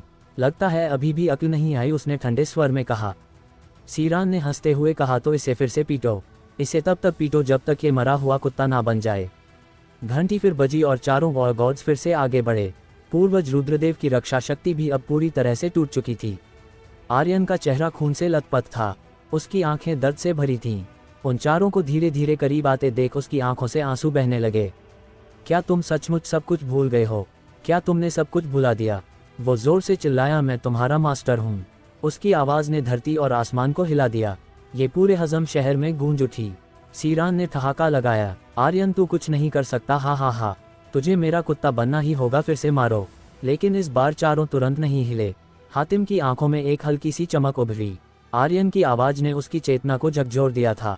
वह उस अनजान फिर भी परिचित चेहरे की ओर देखने लगा। मास्टर, उसने कांपते स्वर में बुदबुदाया। अचानक हातिम ने अपनी चेतना को जकड़ रही शक्ति को तोड़ दिया। खून से लथपथ आर्यन को देखकर उसकी रूह जैसे कांप उठी। आंसुओं से भरी आंखों के साथ उसने फिर से दोहराया, मास्टर ये सच में तुम हो? उसकी आवाज़ में एक बच्चे सा कंपन था। हातिम, जो एक दानव की तरह था, अब रो रहा था। मास्टर सच में तुम हो? उसका उत्साह शब्दों में बयान नहीं किया जा सकता था। आर्यन का खून से सना चेहरा देखकर हातिम का दिल दुख से भर गया। उसने गुस्से में कहा, किसने तुम्हें इस हाल में पहुंचाया? बताओ, मैं उसे मार डालूंगा। आर्यन ने बेहद खुशी से एक मूर्ख की तरह हंसते हुए कहा, कोई नहीं। उसके चेहरे पर एक मूर्खतापूर्ण मुस्कान थी, लेकिन उसका दिल राहत और खुशी से भरा था। सीरान घबरा गया। उसने अपने हाथ में पकड़ी घंटी को बार बार हिलाया। तुम सब वहां क्या खड़े हो? जाओ, उसे मारो। उस कुत्ते आर्यन को मार डालो। हातिम की चेतना ने बेड़ियां तोड़ दी थीं। वो पूरी तरह जाग चुका था और अब घंटी के नियंत्रण से आज़ाद था। लेकिन वीरन, मीनराज और अरहत अभी भी पूरी तरह जागे नहीं थे। उनकी आत्मिक चेतना लगातार उन जादुई बेड़ियों पर हमला कर रही थी जो उन्हें जकड़े हुए थी, लेकिन वे अभी भी पूरी तरह मुक्त नहीं हुए थे। हालांकि अब सीरान के आदेशों का उन पर पहले जितना असर नहीं हो रहा था, जैसे उनके दिमाग में गलत कोड्स डाल दिए गए हों जिससे वे उलझन में थे। मैंने कहा उसे मारो, सुना नहीं? सीरान ने चिल्लाकर कहा, मेरे आदेश की अवहेलना करना चाहते हो? उसी वक्त हातिम ने मुड़कर सीरान को घूरा जो अपने हाथ में घंटी पकड़े था। उसने गंभीर स्वर में पूछा, तू किसे मारना चाहता है? मेरे मास्टर को। फिर उसने अपने मोटे दिमाग से एक पल सोचा। आसपास की तबाही और आर्यन की चोटों को देखकर उसने अंदाजा लगा लिया कि क्या हुआ होगा, तो तूने हमें नियंत्रित किया और मास्टर पर हमला करवाया। तेरी माँ की मेरे मास्टर को छुआ, मैं तुझे खत्म कर दूंगा। बोलते ही हातिम ने अपने हाथ से हवा में पकड़ बनाई और गर्जना की थंडर हथौड़ा बहारा। धड़ाम, हवा में एक जोरदार धमाका हुआ। आर्यन द्वारा बनाया गया थंडर हथौड़ा शून्य से निकला और हातिम ने उसे अपने हाथ में पकड़ लिया। उसका पूरा शरीर तुरंत बिजली की लपटों में घिर गया जो लहराते हुए चटक रही थी। मेरे मास्टर को मारना चाहता है? लगता है तुझे मौत बहुत प्यारी है। हातिम जोर से गरजा और गायब हो गया। आसमान में एक जोरदार धमाका हुआ। हातिम अपने हथौड़े को लहराता हुआ आ रहा था, मानो थंडर गॉड उतर रहा हो। ये एक ऐसी शक्ति थी जो सब कुछ नष्ट कर सकती थी। यही थी विक्सन के बाद की हातिम की असली शक्ति। सीरान पूरी तरह स्तब्ध रह गया। आसमान से उतरते हातिम को देखकर वह इतना डर गया कि उसने अपने कपड़े गीले कर दिए। वो कोई प्रतिक्रिया नहीं दे पाया, केवल चिल्लाया, पिताजी मुझे बचाओ। शत्रुघ्न की आंखें कुटिल हो गईं। उसने अपनी दाहिनी हथेली को पलटा और उसमें एक सील प्रकट हुई। त्रिलोक सील। एक अत्यंत गहरी रक्षात्मक शक्ति ने सीरान को लपेट लिया। त्रिलोक सील एक दिव्य उपकरण था। टेलीपोर्टेशन द्वार के अलावा ये बर्बर क्षेत्र के 3 महान दिव्य खजानों में से एक था। इसमें बेहद शक्तिशाली रक्षात्मक शक्ति को इकट्ठा करने की क्षमता थी। ये रक्षा अत्यंत मजबूत थी। सीरान का दिल हल्का हो गया। इस सील की सुरक्षा में उसे कोई चिंता नहीं थी, लेकिन हातिम के थंडर हथौड़े ने वार किया और सील की रक्षा 1 सेकंड भी नहीं टिकी। वह चूर चूर हो गई। हातिम की शक्ति में जरा भी कमी नहीं आई। सीरान का चेहरा मृत्यु की तरह पीला पड़ गया। ये बहुत भयानक था। उस पल वो चीख भी नहीं सका, जैसे मृत्यु का देवता उसका गला घोंट रहा हो। लेकिन हातिम का हथौड़ा सीरान के सिर पर नहीं गिरा, वह उसके सिर के ठीक ऊपर रुक गया। उसकी आंखें हल्के से खुली और थंडर हथौड़े को अपने सिर के ऊपर तैरते देख वो पूरी तरह डर गया। उसने कांपते स्वर में कहा, मैं मुझे बख्श दो, मुझे बचाओ। उसी पल हातिम ने उसे और उसके भेड़िए को आर्यन की ओर उड़ा दिया। उसने कहा, मास्टर पकड़ो। वो अभी उन्हें तुरंत मार सकता था, लेकिन उसने ऐसा नहीं किया। इसके बजाय उसने उन्हें आर्यन के हवाले कर दिया ताकि आर्यन को फायदा हो। सीरान और भेड़िया दोनों आर्यन के सामने गिरे। सीरान तुरंत घुटनों के बल बैठ गया और गिड़गिड़ाने लगा, आर्यन मैं गलत था, मैं बस मजाक कर रहा था, मेरी जान बख्श दो। दूर खड़े शत्रुघ्न की भौहें सिकुड़ गईं। उसने हातिम की शक्ति को फिर से कम आंका था। उसने नहीं सोचा था कि दक्षिणी क्षेत्र का एक व्यक्ति विकसन के बाद इतना खतरनाक होगा। वो खुद पहली पीढ़ी का विकसित मानव था, पर उसमें इतने ज्यादा बदलाव नहीं हुए थे। अपने बेटे को जमीन पर दया मांगते देख वो और नाराज हो गया। आर्यन के होंठों पर एक मुस्कान उभरी। उसने कहा, मैं तुझे नहीं मारूंगा। सीरान का दिल हल्का हुआ, जैसे उसे माफी मिल गई हो। पर तभी आर्यन ने अपनी ब्लेड उठाए और भेड़िए का सिर काट दिया। वो बोला, क्या तुझे लगता है कि मैं तुझे नहीं मारूंगा? बधाई हो आर्यन, तुमने पहली पीढ़ी के काल भेड़िए को मारा है। तुम्हें एक्सपी पॉइंट्स, अमर ऊर्जा पॉइंट्स और अमर मूल्य मिले हैं। बधाई हो आर्यन, और चेक मार्क। कुछ चीजें गिरी, लेकिन आर्यन ने उन पर ज्यादा ध्यान नहीं दिया, क्योंकि असली किंग अभी भी उसके सामने खड़ा था। एक ऐसा किंग जिसके शरीर पर गहरी बैंगनी रोशनी चमक रही थी। शत्रुघ्न, पूर्वज, जल्दी से इस काल क्रिस्टल को अवशोषित कर लो, ये पहली पीढ़ी के बीस्ट का है। आर्यन ने याद दिलाया। भेड़िए का खून सीरान के चेहरे पर गिरा। वो इतना डर गया कि लगभग पागल हो गया और चीखने लगा। आर्यन ने उसे पकड़ा और हवा में उठा लिया। फिर उसने हातिम से कहा, वीरन और बाकी दोनों को उठा लो। हातिम ने तुरंत आज्ञा का पालन किया। आर्यन ने शत्रुघ्न को घूरते हुए कहा, अगर तू अपने बेटे को जिंदा देखना चाहता है तो मेरे पीछे मत आना। ये कहकर आर्यन आकाश में उड़ गया। हातिम, चलो। सीरान जोर से चिल्लाया, पिताजी मुझे बचाओ। लेकिन शत्रुघ्न ने पीछा नहीं किया। उसके पास एक काली छाया चमकी और शून्य से बाहर निकली। उसने हैरानी से पूछा, मास्टर आपने उन्हें क्यों जाने दिया? शत्रुघ्न ने ठंडी मुस्कान दी। वो वापस आएगा, क्योंकि अब उसकी लड़की मेरे हाथ में है। तो व्यूवर्स, आपको को क्या लगता है क्या होगा इस नॉवल में आगे? ये जानने के लिए सुनते रहिए स्पिरिट वर्ल्ड के अगले चैप्टर सिर्फ और सिर्फ हमारे चैनल रोज बस पर। और हाँ, अगर चैप्टर पसंद आया हो तो लाइक और कमेंट जरूर कर देना। इससे मुझे भी अगले चैप्टर्स को अपलोड करने में मजा आता है। धन्यवाद। हजम शहर के बाहर अभी आर्यन जमीन पर उतरा भी नहीं था कि एक रूहानी योद्धा ने संदेश भेजा, मास्टर उन्होंने भाभी को पकड़ लिया है और हमारे सैकड़ों भाइयों को भी बंदी बना लिया है। रूहानी योद्धा तब तक नहीं पकड़े जा सकते जब तक कोई उनसे कमजोर हो, पर अगर सामने कोई उनसे शक्तिशाली हो तो वो उनकी हरकतों को महसूस कर उन्हें पकड़ सकता था। आर्यन का चेहरा काला पड़ गया।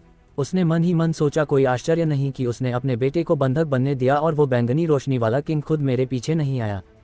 हातिम, जो वीरन मीनराज और अरहत को उठाए हुए था, नीचे उतरा। आर्यन की आंखों में खूनी इच्छा देख उसने पूछा, मास्टर क्या हुआ?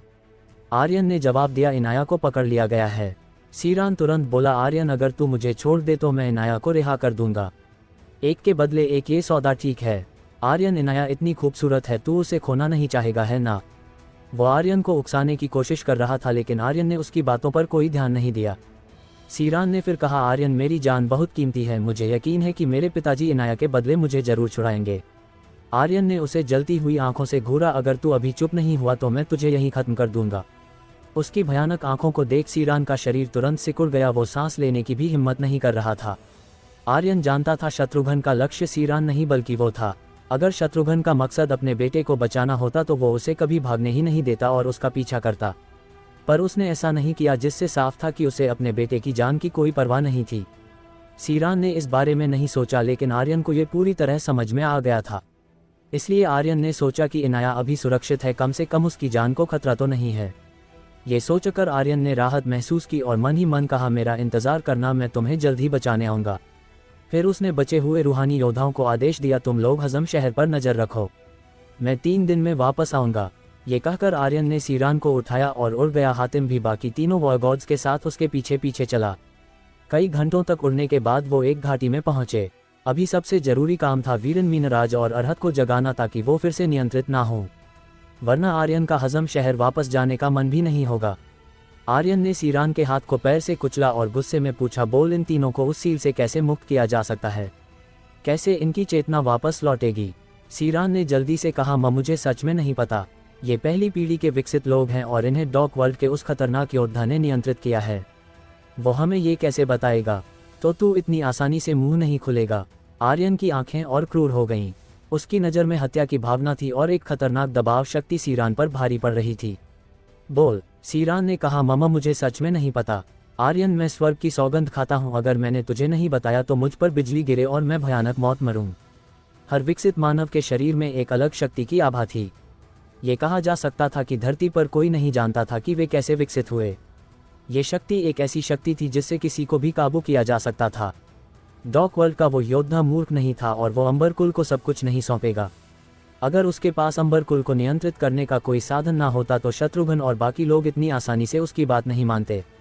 पूर्वज रुद्रदेव ने कहा, वो सचमुच नहीं जानता। ये डॉक वर्ल्ड की अनोखी नियंत्रण शक्ति है। इसे तोड़ने के लिए जब तक उस शक्ति को लागू करने वाला व्यक्ति खुद इसे ना तोड़े, इसे तोड़ना असंभव है। वो जीवन भर कठपुतलियां बने रहेंगे। आर्यन का दिल डूब गया।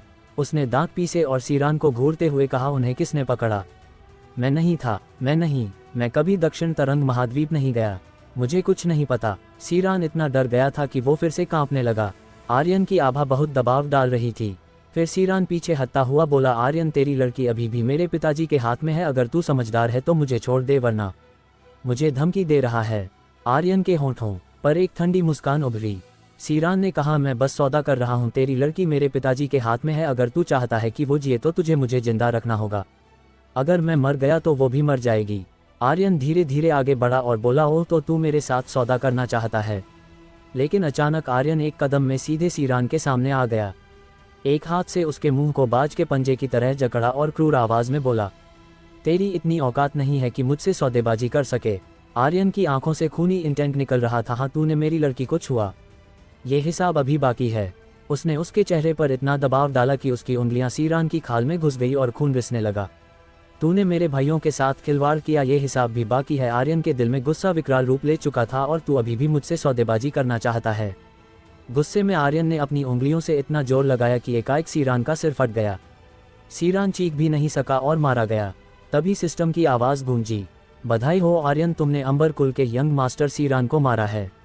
तुम्हें 15 लाख एक्सपी पॉइंट्स, 26,000 अमर ऊर्जा पॉइंट्स और 10 अमर मूल्य मिले हैं।